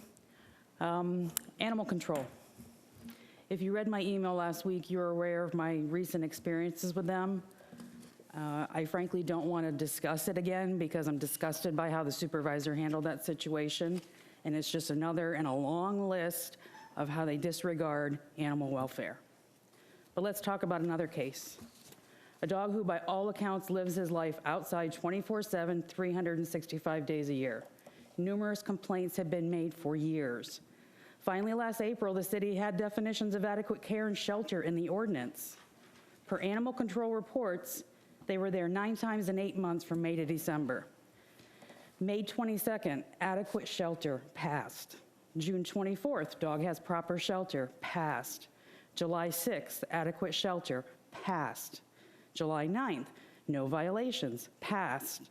July 13, I did not witness a violation, passed. August 6th, dog was fine, passed. August 14th, dog has shelter, passed. December 1st, hay added to kennel, passed. On December 9th, it gained attention again on social media and the attention of Debbie Dorino. Someone contacted Commissioner Sosa, and a few days later, he responded in an email that said this: the deputy city manager relayed that the kennel was clean and proper size. That barely addresses the issues with that doghouse. To be clear, that doghouse was not adequate shelter as defined by our ordinance, and it never will be. This is not my opinion. This is the opinion of animal welfare experts everywhere, and it's why it's in our ordinance. So my only conclusion is A, animal control does not read our ordinances. B, they don't know how to apply these ordinances. C, they don't care. D, all of the above. I would like to at least thank Commissioner Sosa and Mr. Peters, as when I reached out, they promptly addressed the situation, and the dog now has a suitable doghouse, especially on a night like tonight. Many other cities in this county have adopted the same definitions, and it will most likely be state law next year. Debbie Dorino has an amendment to the state statute ready to file this week, and if you don't know anything about her, I will tell you that this will happen.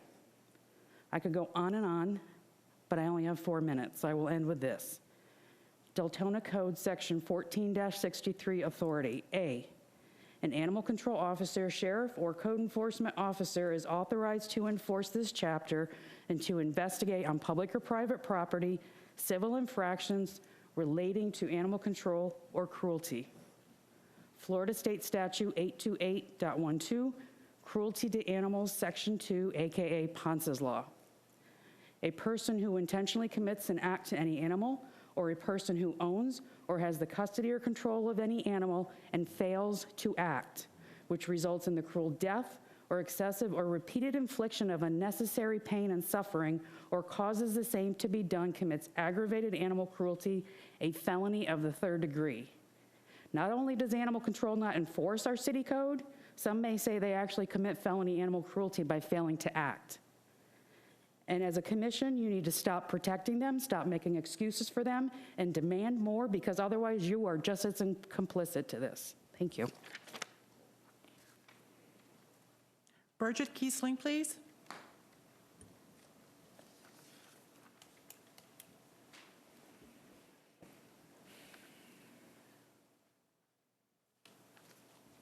Good evening, everybody. My name is Birgit Kiesling, and I live on Ferrandina Drive. I want to talk about animal control as well, and I want to start how calls are being handled. The answering machine comes on when you call in. And it says that they will return the call at their earliest convenience. Really? This has to change. There are too many officers in this department that don't care about animals. I wonder who is doing the hiring and what the requirements are to get hired for this job. The standards cannot be very high because there are only 2 or 3 people in this department that actually do care. I did have a few very unpleasant encounters with animal control. The behavior of some of these so-called officers is, to say the least, ignorant, arrogant, out of line, highly incompetent, and incredibly unprofessional. The last encounter with animal control happened on January 22nd. Someone found an injured cat on Gaynor Drive. Since nobody answered the phone, they put out a post on Facebook and asked for help. And I am not very far from where the cat has been found. I went to check it out. While I was going up and down the road, animal control showed up. He had an address, but it turned out it was wrong. So I told him I will drive up the road across Deltona Boulevard to check and ask him to wait for me. I found the cat, loaded it in the carrier, turned around to talk to the officer. As I turned around, I see the truck leaving, turning onto Deltona Boulevard. I called the office right away, and guess what? No answer. Left a message, and that usually it takes them an hour or more to call back. Well, it took him a little over an hour to call back. But the incident that angered me the most was when one animal control officer called the sheriff's department on me. I had called several times over the course of many months about a dog that was tethered and sometimes tangled around trees or posts, rain or shine, hot or cold. The owners complained about me trespassing and feeding the dog through a wooden 6-foot fence. Really? Without proof of anything. Nothing, no photos, no video, no nothing. That officer called the sheriff's department, and I ended up with a warning. I could go on and on about problems with animal control. But I guess I'm running out of time, and I don't want any answers now. I want action. What are you going to do about this? Thank you. Brooke Light, please.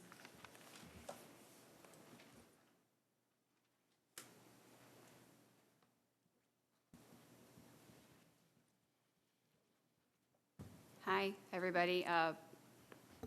Brooke Light, Matterhorn Street, Deltona. I just kind of wanted to say hi. I haven't been here for a minute. I've got some new faces who are here. I had the pleasure of going out and trying to help a cat with a member of our commission, which was really cool that somebody cared enough to do all that. I just kind of wanted to take a second and I know people watch these like on the internet and stuff, like there's only like a few of us here tonight in person, but this is February 1st, so FYI, this is the time of year all the cats are getting pregnant. So if your cat is not fixed, please fix it. If you're feeding a cat, like you know of a cat, this is the time of year they're all getting pregnant. So if you could please help me make my life easier and everybody else's life easier and everything more pleasant for everybody who lives in Deltona, reach out to us via the website, deltonatnr.com, or call animal control and send an email, leave a message, let somebody know. Just want to throw that out there because this is that time of year where all those things increase, and that's why kitten season comes at the time of year that it does. We've been doing a lot of really good work. I've got a couple of volunteers that their lives have enabled them to become even more active that I've been really excited about. Family Dollar at Catalina is all done. Save a Lot on down the Cortland, it's like 98% done. We've been doing a lot of amazing things. This past Friday, we had cats go into Spay and Save and Redinger. And if somebody has their own personal cat or they know somebody, let us know, because we have resources, and sometimes there are ways we can get them in touch with people who can help them. So I back Charlene and Birgit on a lot of what they had to say, but I just wanted to be a little bit positive for 1 second and say that some of the things we are doing are working somewhere. And I'm hoping to have a really slow and boring kitten season this year. And anybody ever wants to talk about cats, TNR, or anything of that nature, just, let me know. We're just still doing it, and it's working, and I'm just glad to see things progressing. I think that's all I really wanted to say tonight, so thank you all. Okay, that closes the public forum portion of our meeting. And so since we've already done consent agenda, the next item up is City Commission special reports and requests. Commissioners, do we have any special reports that we have or any requests? Commissioner McCool and Commissioner Sosa, and then Vice Mayor. Good evening. Thank you very much. I would like to thank, it takes a lot to come out as public and speak and get up and put yourself out there. I'd like to thank you all for doing that. I'd like to thank Charlene for being a tireless advocate. Really, it does matter when you speak. I know that sometimes it feels like, but we're very lucky to have you and Brooke and Miss Burgett down there. I got the pleasure of speaking with her also, and we're trying to do better. So know that, that we're trying to make progress as far as that goes. As far as special requests, I do not know how to parlay, shape, or form a complete thought about this. So I'm asking for the mayor, the commission, the city manager, city attorney. So I'm just going to make a statement and get direction from that. We have a resident that for the last 3 years has gone through quite a bit, and that resident is sitting in here, and that resident is Brandy White. And I know that she had her meeting with the insurance company, and from what I understand, her request was turned down, and now, as I understand, it will move forward into litigation if the city does not, meaning the city commission doesn't, put direction to do something to settle this. And I don't know what, I'm just trying to bring it out to air. I don't know what the proper next steps are, but what I want to say from my position as a commissioner one more time is this, that Ms. White, you are controversial, you are loudmouth, you agitate people, you are thought-provoking, you have been a pain in my butt professionally and personally. And with that being said, I greatly admire you for your fight and trying to fight for residents all the time and the right thing. I completely understand it, and while we don't agree, what I do agree on is that what happened to you a couple of years ago was wrong, and that it should be made right. And I don't know what that path forward is for us, but from where I sit, I'm sorry that you went through all of that, and I want to say that I want us to move forward also. So I do not know what that looks like. I don't have enough experience up here on the dais. I do listen to recommendation from legal, from our city manager, and I know that everybody has an opinion about this, and I don't know how to move forward to us to get healing as a city on this particular issue, because I don't remember having anything in my history with the city, which has been short, okay, 3 years, that has been this polarizing. So I just really want us to continue. I know that our city is making great strides to move forward. So I'm only speaking as myself. I can't speak for the other commissioners. I don't speak for the mayor. I don't speak for city manager nor legal, but I'm just asking that we somehow get a consensus on how to move forward on this. Commissioners, Commissioner McCool has asked for this to be brought forward in a special report and request.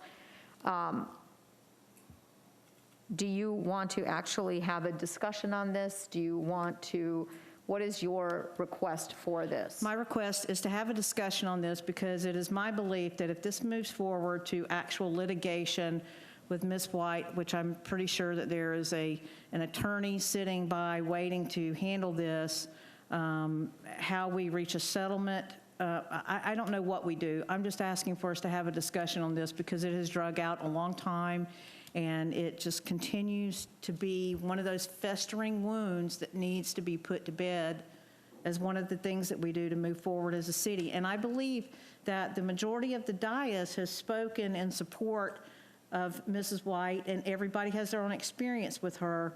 But on record, we have a sheriff's department saying that they were weaponized against her. You know what I mean? I just want us to think about those things. So, Madam Mayor, I don't know what that looks like, but I do want us to discuss that, how to move forward and proceed. Well, the first step to do that is to understand that and ask the commission if they are willing to have that conversation. Okay. And that's number one. To have that tonight when no one has documentation or facts or anything like that. Some of us know some things, other people don't know others. I think that if you're going to want to bring that up for discussion, the first step is to see if there is commission consensus to discuss at least having a discussion on the case that, from my understanding, Ms. White brought a claim forward to our city's insurance company, and that was denied recently. So any claim was denied. That's correct. And so now the next step, should Ms. White go forward with that, I'm going to assume, which is a bad word, that would be litigation or no. So the question to the commission is, does the commission want to have a discussion on this item and have it agenda'd? So what we can do is have the roll call and see if there is a consensus to have a discussion and have this placed on an agenda item. Commissioner Villa-Vasquez? Mayor, before I answer, I want to direct the question to our legal. Is that, by doing this, is that something that we are breaking some rules, being that that's being handled in the legal department? Well, perhaps not breaking, perhaps not so much breaking a rule or a law, but you might be maybe acting in a fashion not likely to produce the best result, if you understand what I'm saying. I know Ms. White has a claim. I've never seen a number attached to it, so it's hard to negotiate without knowing those things. And as you know, once litigation is commenced, the commission can have a shade meeting in which it meets in a private to discuss the resolution of the litigation. Now, those are recorded, transcribed, and then when the meeting or when the litigation is settled, it becomes a public record, but enables you to discuss things without the other side sitting there listening to you, if you understand what I'm saying. So you're recommending we have private meetings with her instead of? No, I think the problem that I see, if Ms. White stood up and said, I need $1 million, well, we know where she is, and then you will know where you would want to be. But we've not heard that, or at least I haven't. I don't know what her request is, other than she wishes her issues to be addressed, but I don't know what that would require. So do you, your professional opinion as a city attorney, is the request that Commissioner McCool is making, is that? Well, let me do this. Let me suggest that if you wish to proceed, if you don't wish to proceed, end of the matter. But if you wish to proceed, I'd like to suggest that Ms. White meet with myself and the city manager to discuss and get a handle on what it is that she might be asking. And then we can present that back to the commission, and you can decide whether it's in the ballpark or not. Are you good with that? Yes, I am fine with that. I know that a number has been mentioned, and I would like Ms. White, yes, to sit down with you and the city manager, and for that to happen relatively quickly, because I understand it's been dragging on for a while, and then come back for the commission to meet. I just would like to proceed forward. If that is the recommendation of legal, I am fine with that as long as we proceed forward and as long as it happens in a relatively in a timely manner. I think we can get it done within the next few weeks. So next couple of weeks, I think that's too long. I think that next 2 weeks would, I'm sorry, but I'm just saying it's drug on for a long time.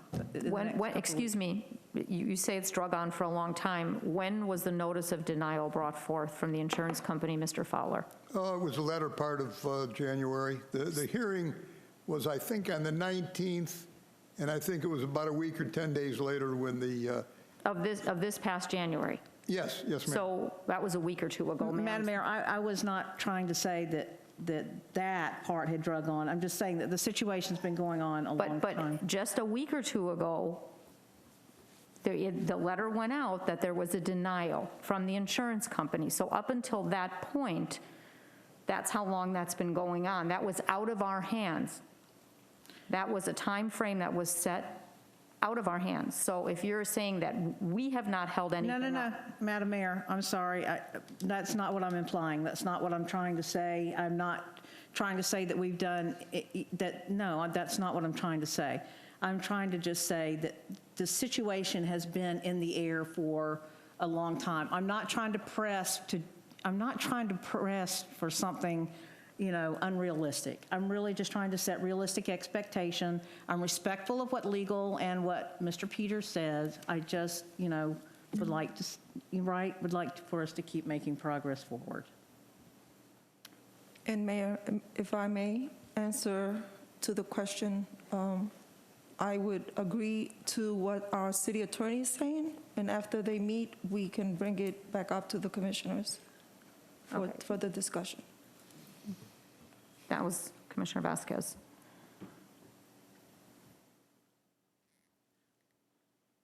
Commissioner King?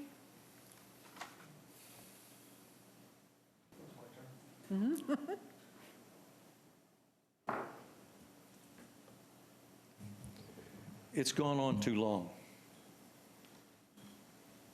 When I first came on the commission, this was already an issue. And I've met with Ms. Brenda White many times over this. And she can jump up and holler at me in a minute if I'm incorrect.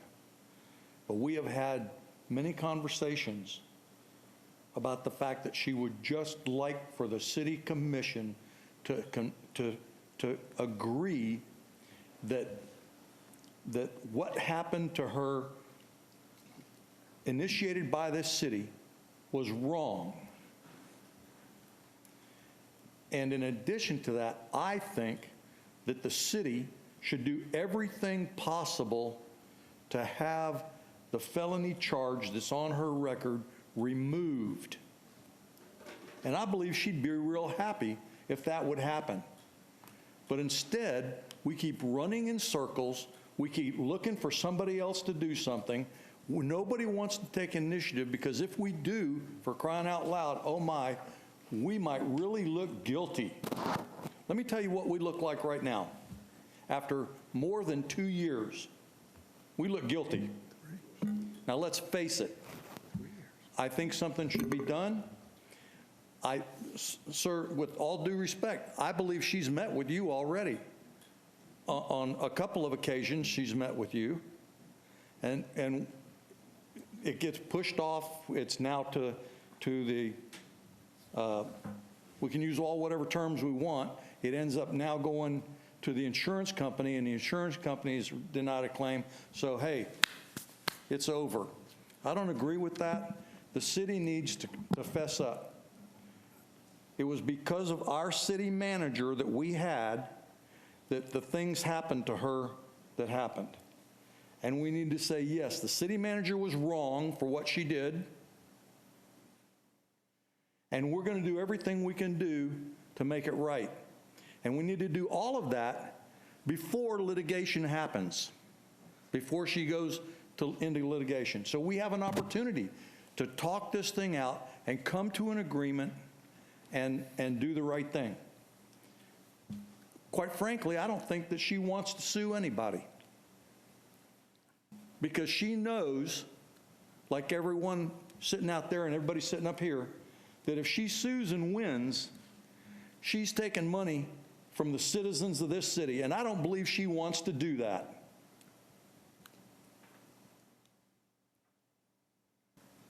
So the burden is on us to do the right thing. And we need to stop running around in circles with this, fix it, do the right thing, and be done. So yes, I'm for doing whatever we need to do, whether that's to sit down in a group, sit down with the city manager and our attorney, but it doesn't do us any good to sit down and just keep on talking and not have some action. There has to be a resolution, and I think it needs to come quickly. So you're in favor then of having letting Ms. White talk to the city manager, the city attorney, and bringing that, having a meeting with them and bringing it forward? That's the question. But then bring it forward. If that's the procedure that we need to follow, yes. If there's something else that we need, if we need to sit down as a commission and speak, all of us together, whatever it takes, but we need to come to a resolution. Yes. Commissioner McCool? Yes. It was your idea. Commissioner Ramos? Commissioner, you are okay with the suggestion of our legal, for her to sit down with legal and city manager? And if that's what it is, I'm okay with that, having her to sit down with legal and city manager, period. Commissioner Sosa? Yes, I agree. This has gone on for a fairly long time, and I agree with Ms. White being able to sit down with our city attorney, city manager, and then bringing it back to the commission. Vice Mayor Bradford? Again, we're picking up pieces from prior management. Brandy, I am really sorry that any of this happened. I do agree that it needs to be discussed first with legal and our acting city manager. This is where it gets tough, because we had this meeting over the weekend where we discussed we're protecting the city. And that means that the next meeting isn't an open meeting, because anything can and will be used against us, but it means we need to have a shade meeting. And then we have to go through proper protocol and procedures. And I have to have faith that by going through those proper protocols and procedures, it's going to be right. So I do agree to it. I do want it ended. I do not agree to what happened. But we do have a process up here. So I do agree with the discussion with the city manager and the attorney, but I do not believe that, because it is in a legal stance and anything that we say can be used against the city, that it should be in a shade meeting with the commission after that point, because we don't know where it's going to go. I've talked to Ms. White myself. I know the last thing she wants to do is have $100,000, $200,000, $300,000 and just have her throw her money. It's not what she wants. She wants to, just like we said, she wants this to be corrected, and she wants to be assured that whatever happens in the future, this doesn't happen again. And I think that's the biggest point of it is, let's not just take this as, hey, let's just get this discussion done and over with. I want to take it one step farther. What policies and procedures do we have in effect to make sure that this does not happen and be prolonged again? So I would like to see what we can do to get something before us to make sure that when we have grievances and we have these things brought before us, that they're addressed and they don't escalate to a matter where we are paying out thousands of dollars. So I don't know if we have that policy or procedure, but I would like to, if we don't, let's get it rolling and see what we can do to make sure that this does not happen again. Because part of the healing process is to make sure we have corrected the problem so we're not redoing it over and over and over. I mean, sorry to babble on. So my answer is yes on the first part and no on the second part. I would only agree to a shade meeting. Okay, and my answer is yes as well.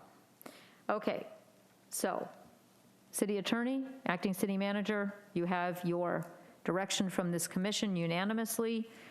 Please, as soon as possible, have a meeting with Ms. White and then decide the next steps, whether, as the vice mayor says, we need a shade meeting, whether you need to meet with us individually, whatever you figure out, let's move it forward. Now, Mayor, and this might be my fault, the shade meetings can only take place after. After litigation? Okay. Okay, just go through and set up your meeting with Ms. White, and then please let us know from there what the next steps are, and bring this forward. Commissioner McCool, you good? I'm good. Okay, Commissioner Sosa, did you have a special report or a request? Yeah, I was contacted by a resident of District 6 today, and she was unable to attend tonight's meeting to speak in our public forum.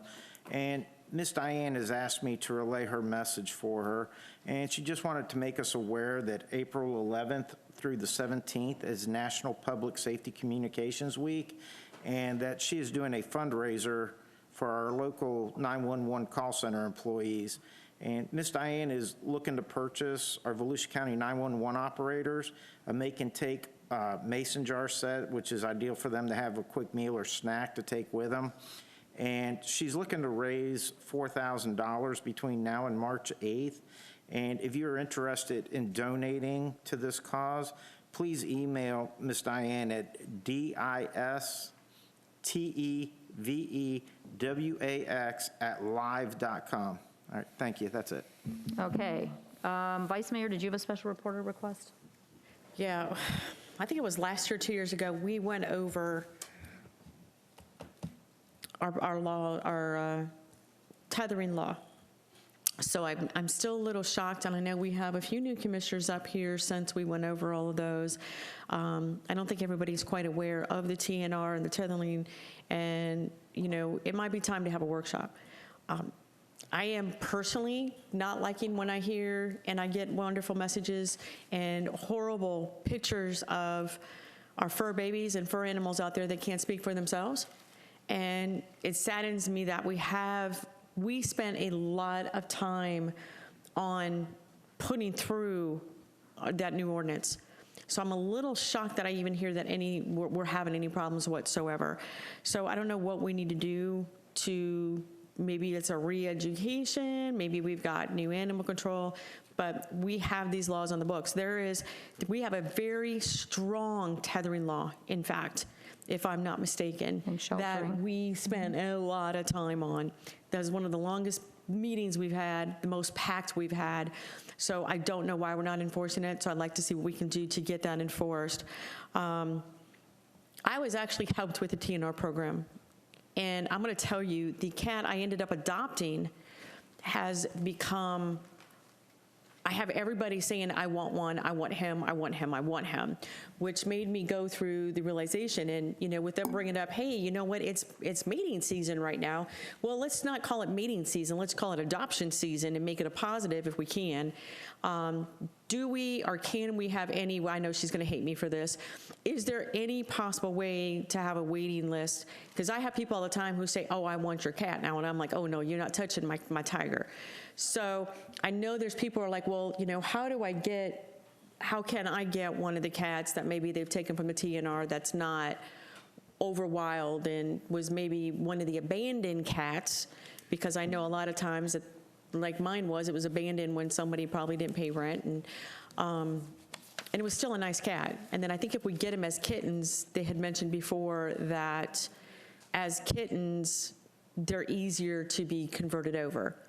So is there any possible way that we can assist with this program to have an adoption list? I don't know if it's even possible. It is. I would suggest that you get in touch with the TNR program and some of the individuals there, and they will definitely be able to help you and provide you with the way that the animals go through a fostering system and so forth. So. Okay, yeah. We just say, yes, I'm sure we could work that out, but the thing is that it. No comments from the public. Yeah, You get with her afterwards. Talk to me afterwards. Get with the vice mayor afterwards. Yeah. So I don't know. I didn't know if we had it or what, but, that would be great to have public, because that might help with getting some of the cats, instead of, if they don't have to go back and we can get them a home, I would love to see us getting some of these that are able to be transformed a home. I don't know if I want to bring this up now or bring it up later, because it is in District 2, Howland and Halifax. Since it was brought up with the safety at that issue, I'd like to see what we can do to get some traffic comps over there, see what needs to be done. As well, I'm also seeing an increase in students crossing, just like he's saying over at Deltona High. The more we get activity over there, you've got more high school students crossing over to go to Dunkin' Donuts and crossing over to go to Wawa. So, it is kind of critical that we're working with the county. So I don't know what we have to do to get the direction for you to go to the county and see what we can do to address. It has become very busy down at that end of Howland. So I'd like to see what you can do with that, Mr. Peters, as far as traffic analysis, and, I don't have a problem with the no left turn, whatever we have to do, because it is quite a bit of busy intersection down there right now. Okay, commissioners, are you in agreement with that? Mr. Peters looks at that intersection, or at least get us some traffic counts and traffic accident reports and so forth. If I may, the construction out there is not quite done. I think it will improve some, but I think long-term we need to look at some type of traffic management plan in concert with the county. We have a lot of vacant land out there that is looking to come on board, whether it be in the form of apartments or commercial. So we need a good overall traffic management plan.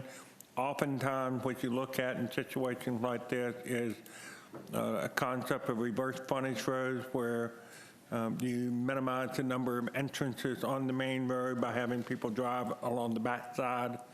The concept is supposed to happen behind Wawa. We got red spots that could act that way.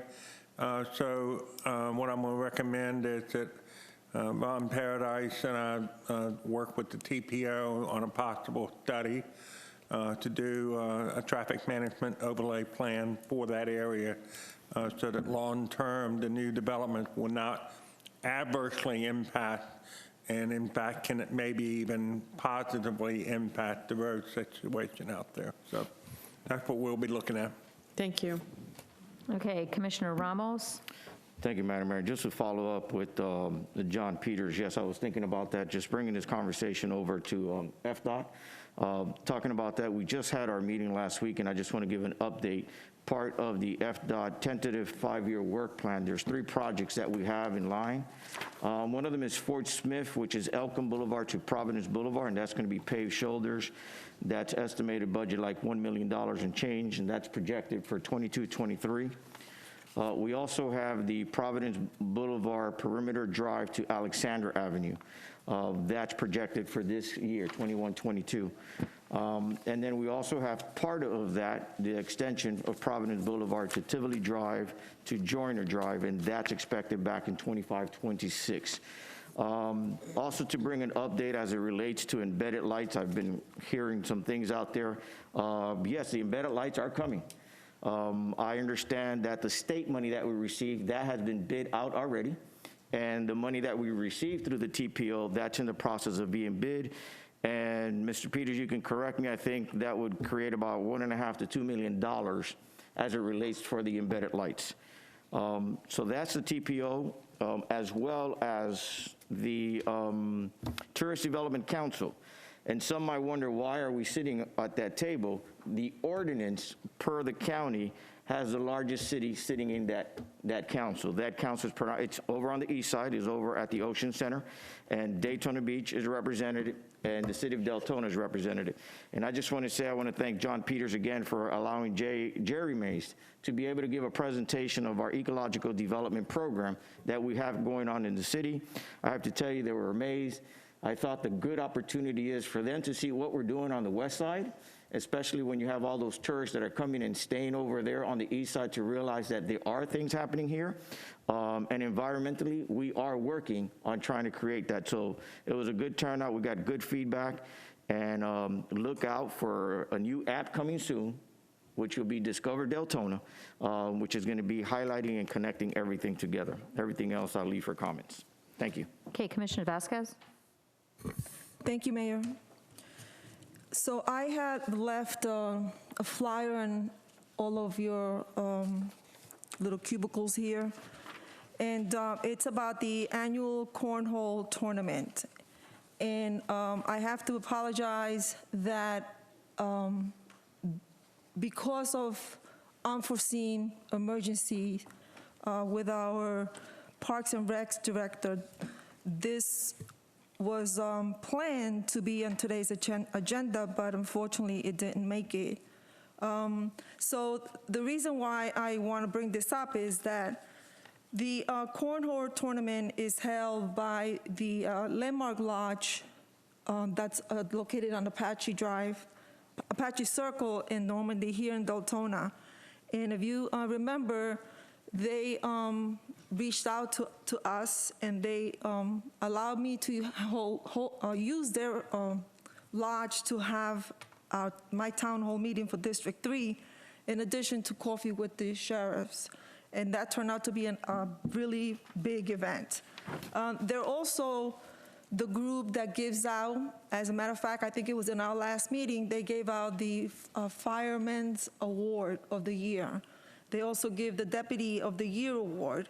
They're involved in a lot of community activities, and they give, in every fundraiser that they have, 100% of the proceeds after expenses goes to communities in need. And so they came and they met with our Parks Director, and they scheduled this tournament to be held April 17 at Dewey Boster Park. And what they're looking for is for the city to sponsor this event for them as a community event. 100% of the proceeds will go out, will be given back to the community. These are the sponsor levels that they have. It's funny that I never heard about this, and during this weekend I'm flipping through the channels, and there is a tournament of cornhole in one of the channels. Is a statewide championship tournament. So again, I would like to apologize. I have Mr. Len here from the lodge. I don't know if we can, because it was dropped on our court, if we can allow him a minute or something just to introduce himself. Technically, no, we should have done that during public comment. Okay, no problem. Well, I will just say that this organization is not new to anybody here. Everybody has heard about them. They're very involved in community events, and what they're looking for, and I can always ask them to be put back on the schedule for our next meeting, if it's okay, so they can give more information about this. But what I'm looking for is for the city, as we have done before, and partner with other community organizations, if we can all have agree at this time to go ahead and do this, or if we have to have a motion, or if you could give me guidance as to how we can handle this. Commissioners, are you in favor of moving forward with doing a motion for something like this? Vice Mayor? No, and I'll say why. Because we had a discretionary fund just a couple years ago that we had for items like this, and it was decided at that point when we were getting all kinds of different organizations and groups coming before us. And if you do it for one, then we got to do it for all. And we are going to have a ton of groups, just like we did the last time, coming before us. So that we even went through and we did a form. We had to vote on it. We had to, and it just got to the point where we were getting so many applications that how do you choose? Who do you say no to? So as much as I would love to say great, and that each of us could individually contribute the $50 for a lane sponsor, I don't see where at this point, all the different groups that we've turned down, it would be fair just to do this one. You know, this is the beginning of a new year. According to our charter, the city of Deltona is supposed to be reaching out to local organizations who give back to the community. I think this would be a good time to start doing that. You know, we'd have to treat each request individually and based on what the function that they're looking for support is about, where the funds are going. They're not asking for the city to absorb all their expenses. They're just asking the city to sponsor it. And I also want to add that the Sheriff's Department has already committed to donating their deputies for that event, you know, as part of their sponsorship towards the event. It's an awesome event. This group does a lot for our community, and I can't say enough. I mean, I would love to have the city be part of this. Commissioner McCool, did you have a comment on that? I did, and I'm sorry, it's just bypassed me. What is the total ask here and for as far as money goes? And do we still have that? We don't give that? We don't do that to? No, we literally stopped it because we were getting We were spending money to get rid of it from any, yeah. Everybody and anybody was coming forward. I don't remember ever having a motion up here about, I'm sorry, what was that? No, I'm answering for. Oh. So what was your? I wanted to know what the total, we've done away with it, period, right? We don't have, okay. That's, it's like a rabbit hole. Madam Mayor? Yes, Mr. If I Peters. can interject at this point. As you all know, I worked for the city of Mount Dora for a period of time, 5 years. Mount Dora has 26 events a year.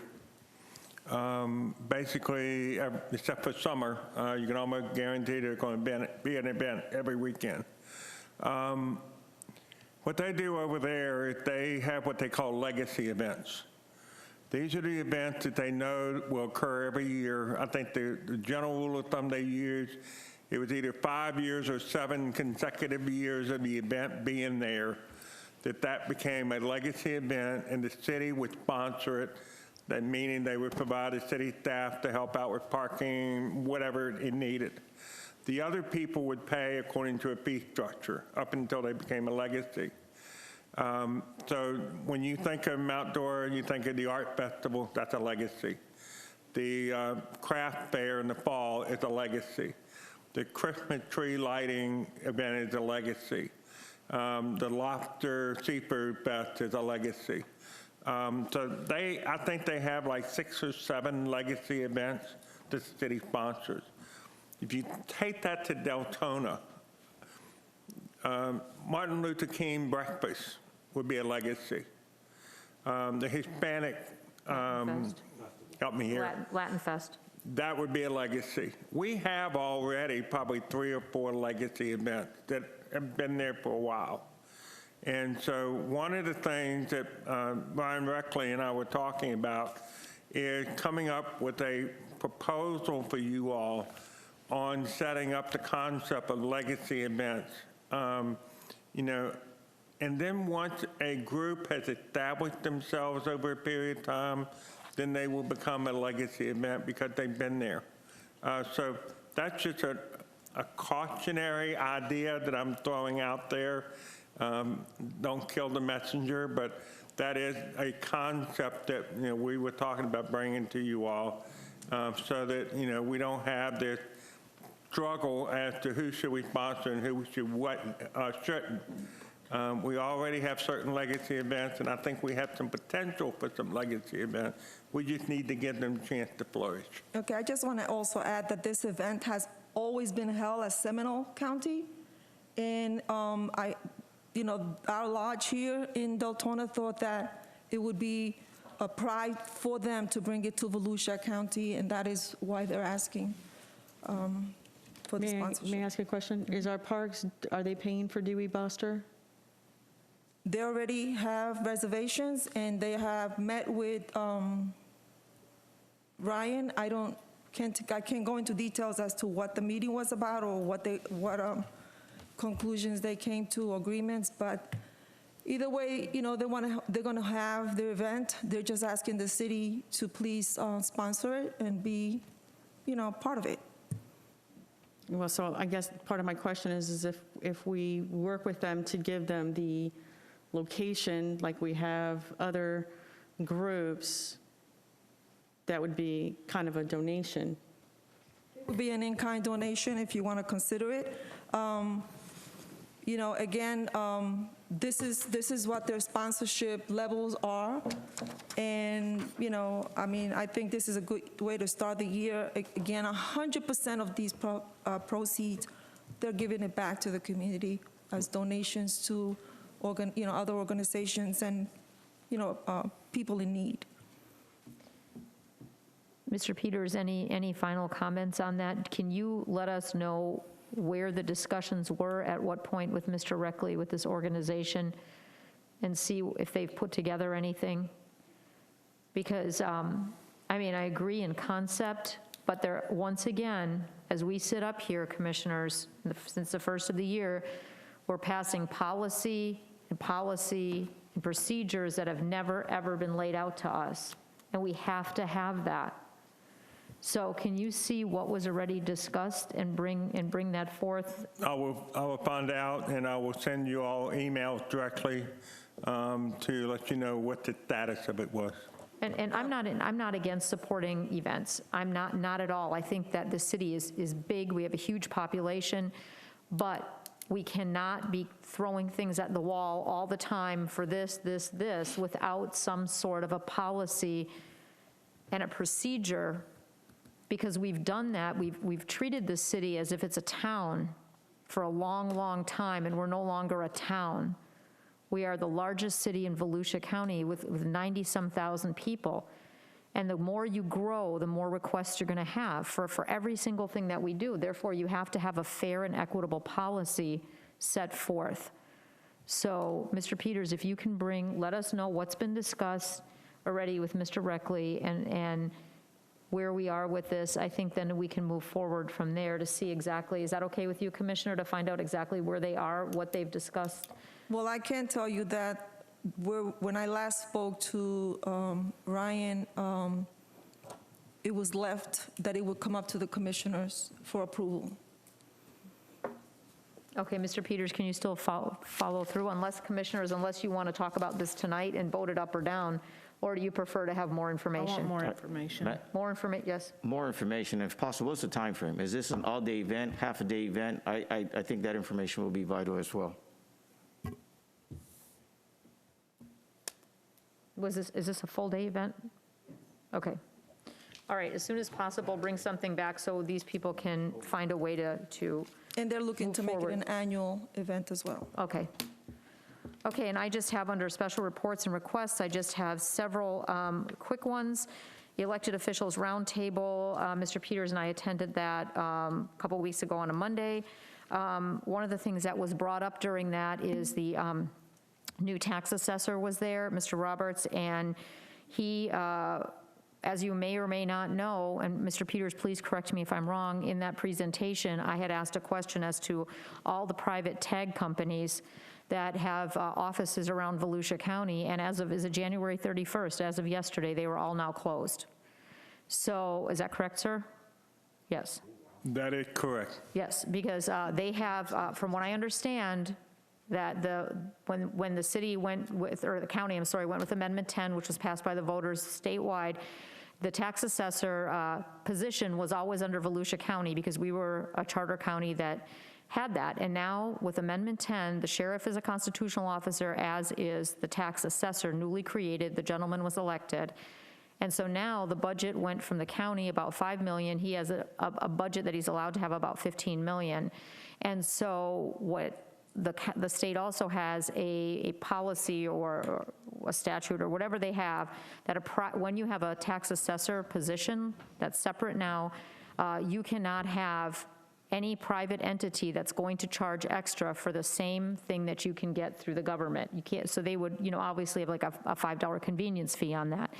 And so, for the general public.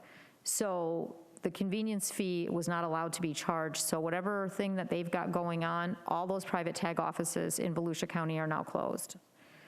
So he indicated at that meeting that he was in the process of hiring more staff internally to be able to handle that. But just as an FYI, I believe the one on Elkham would now be closed. So that's number one. Number two, as at that meeting, I was fortunate enough, along with Mayor Nancy Miller of the Daytona Beach Shores, to be the new chairman for 1 year of the Elected Officials Roundtable, and then Ms. Nancy Miller will be the co-chair, and then she will go ahead and move up next year. So I'm honored to be able to do that bi-monthly. And those meetings are right now, we're held at the airport, but they're held in DeLand right now for social distancing. The Volusia League of Cities, we have been doing virtual dinner meetings. Then March will be another virtual dinner meeting. Definitely not the same as a regular meeting, no way.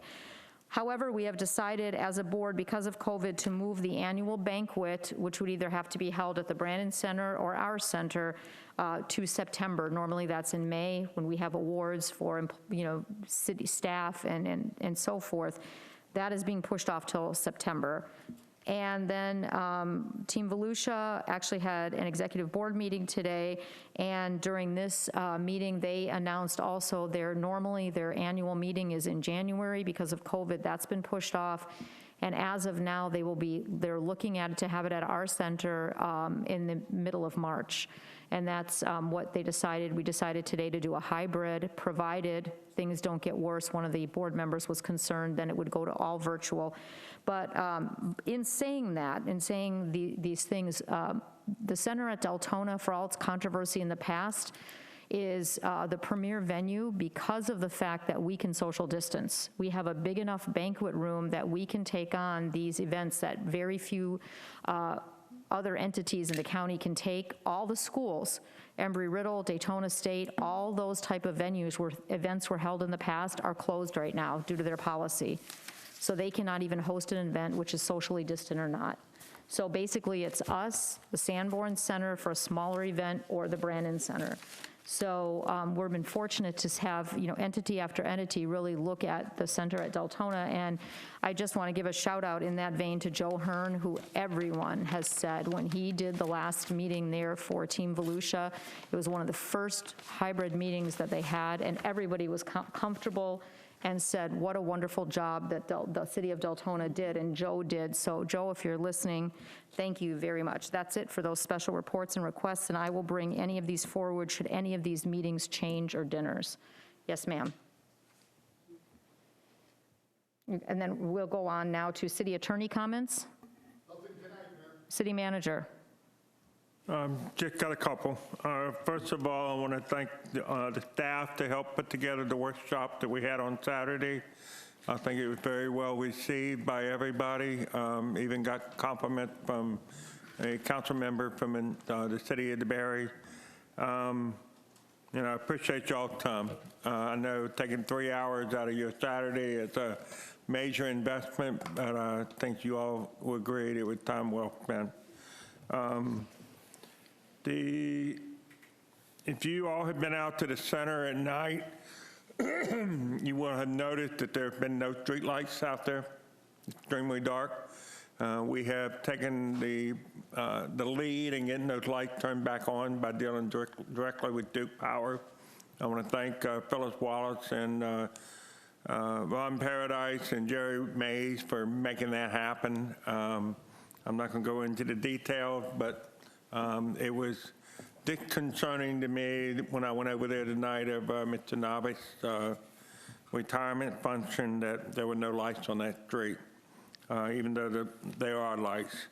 I'm going to piggyback on Mr. Ramos' comments with regard to TPO and I-4.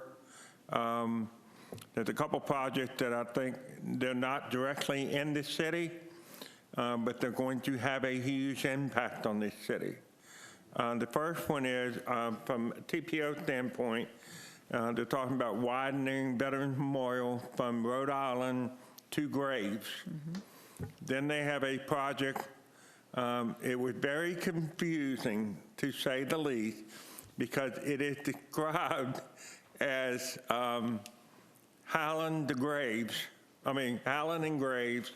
MLK. And what it is, what many of us have talked about, is called the realignment of Kentucky, where Kentucky will go from Veterans Memorial and Graves, make an S curve and line up with Martin Luther King on the land side of 472. When I first read it, I thought it was talking about Howland and Graves to our Martin Luther King, and it was talking about 6 laning, and I was having a coronary, literally in my office, trying to. If Mr. Bryant thought traffic was bad now, let's widen that section of road. And then in addition, there's a project that it's called the Saxon Interchange Evaluation, and that's really the vehicle we're using to try to justify the Rhode Island interchange.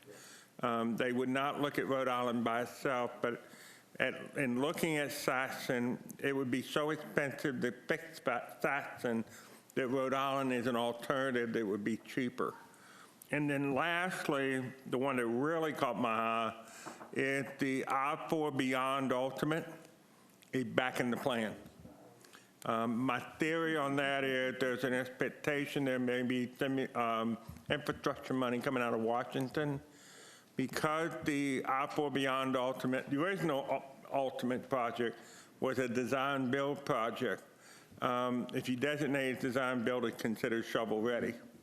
And I think they're putting it in the plan on the hope that there'll be some money coming down from Washington that would help expedite that. And that project is essentially from the 429, 417, I-4 mega interchange to 472. So that would definitely have dramatic impact in our community. So just wanted to put that out there. And then next week, we're having a workshop. As Mr. Ramos referred to Jerry Mays' presentation, this will be a presentation on our new app for ecotourism in the city. And then from that app, we will have some other ideas that we will share with you at that time. So with that, I will stop. Okay, thank you, sir. Commissioner King, or commission comments? I just got 2 things. Everybody's always saying, well, we don't ever know what's going on with our veterans. So I want to fill everybody in on 2 things. One, the American Legion here in Deltona, which is actually the only veteran service organization in the city, is now back at Texas Roadhouse starting the first Thursday of every month from 4 to 9 o'clock. It's a regular dine to donate. You come in, you have a meal. When you leave, you bring the receipt out, give it to somebody from the American Legion, and it goes in a box. The restaurant gives us 10% of all of the receipts we collect that evening, and that money all goes to programs of the American Legion. So if you're inclined to come out and have a good meal at Texas Roadhouse, come on the first Thursday of the month, starting this week.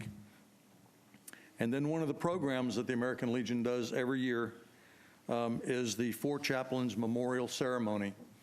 It remembers the 4 chaplains that gave their life jackets up on the USAT Dorchester and went down with the ship. 907 people on the ship, only 200, and I think it was 63 or 73 survived. after being torpedoed by a German U-boat. We remember those 4 chaplains every year. That ceremony will be this Saturday at 6:30 p.m.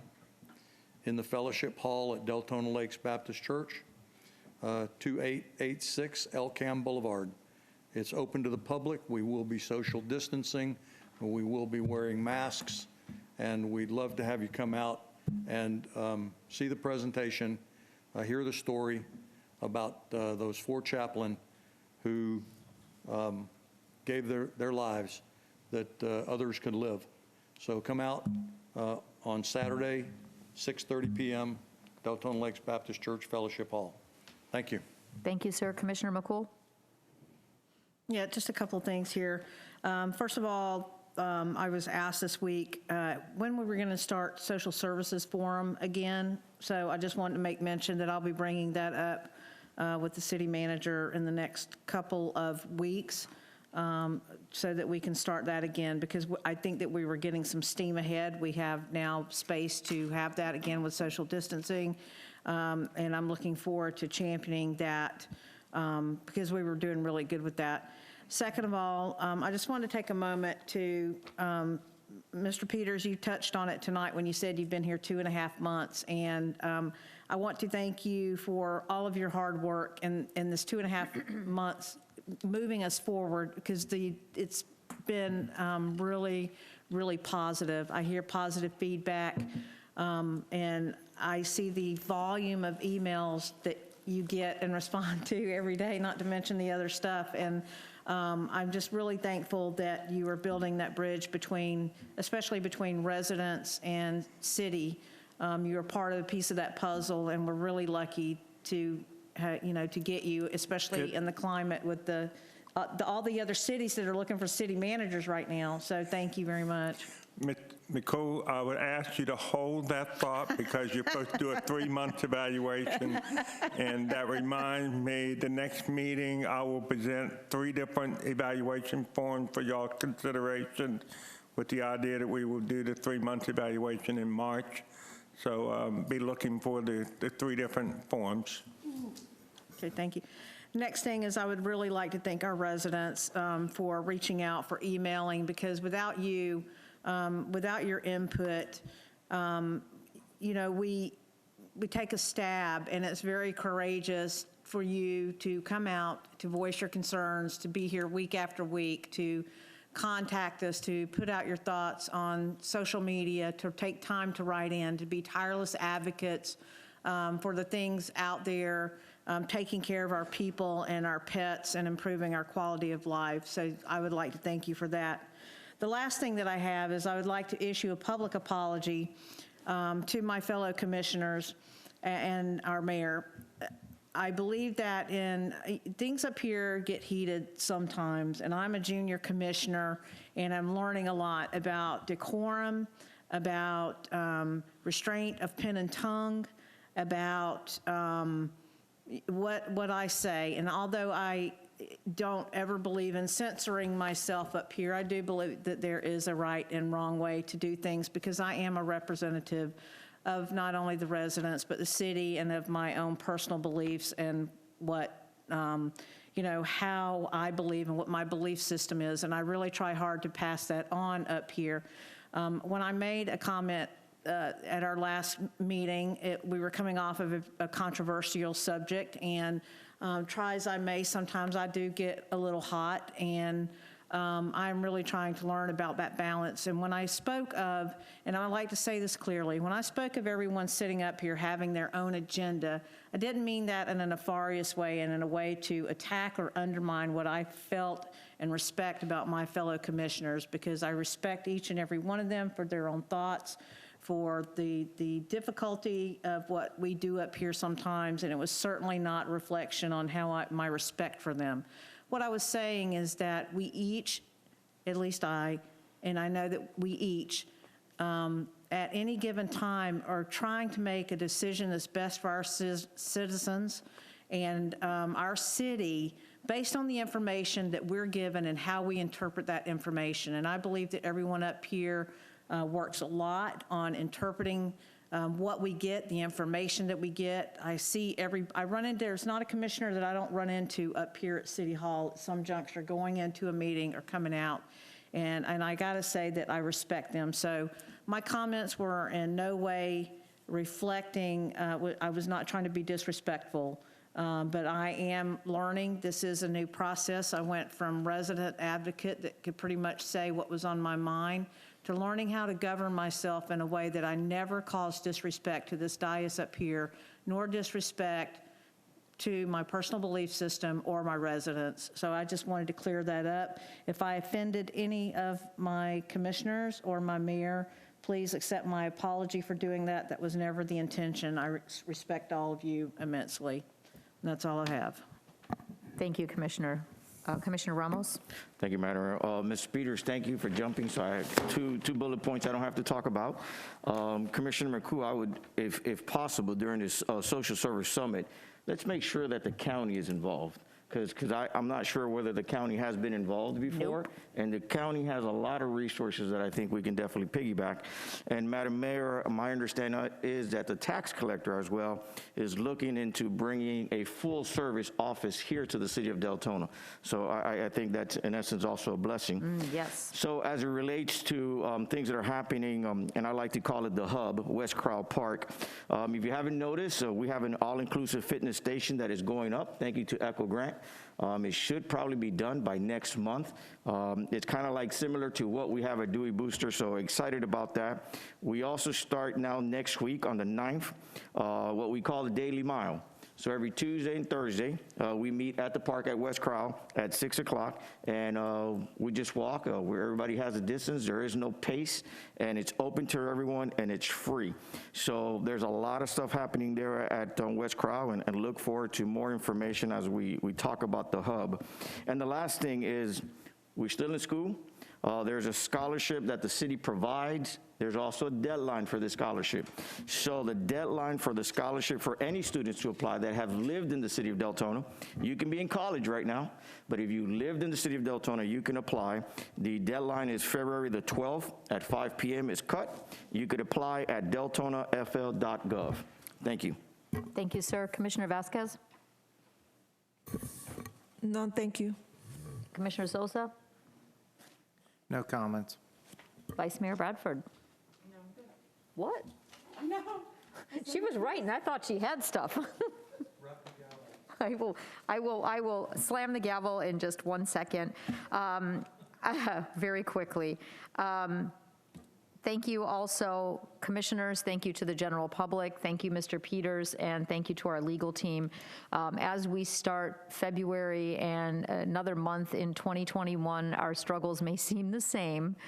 And I just have to say that everyone in the city here, especially our leadership team, has been working really, really hard. They didn't get off for the pandemic. They worked through everything, and they really did a good job, and they continue to do so. We have a big city. We have a great staff in many, many ways. We have a good leadership team, and I do echo your comments, Commissioner McCool, for the amount of information that's been coming out. I really, really appreciate all the information that's been sent to this commission, and I think all the sins of the past, for want of a better way to say that, will slowly, slowly be cleared up, including the water rates and everything else. It's a whole long story. I'm not going to belabor this meeting, but a lot of times you think you're doing the right thing. When we bought the water company, you think you're catering to your residents by promising not to raise the rates for 5 or 10 years. And what that ends up doing is putting you in a total position of where we are now, unfortunately. And that's what happened. And when you sit on this dais and you sit in those chairs, you have hard decisions to make.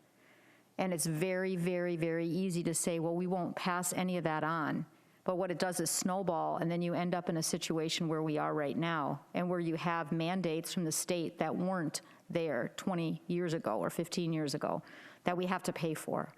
So from my perspective, and from, I think, this commission that sits on the dais, and even the previous commissions that I've been on, we don't take this lightly and just stroke a check and say, you guys have the debt now, because we're all residents. That debt belongs to all of us. Every decision that we make affects us too. We all have a stake in this city, and we wouldn't be sitting up here if we didn't care about it and love our city. So always keep that in mind. What may not appear to be the popular choice, for a lot of us, we live here too, and it affects us in every way, shape, or form. And I firmly believe this commission, every one of us, we may be different, but we care about the city of Deltona. Thank you, commissioners. It was a great meeting. We are adjourned.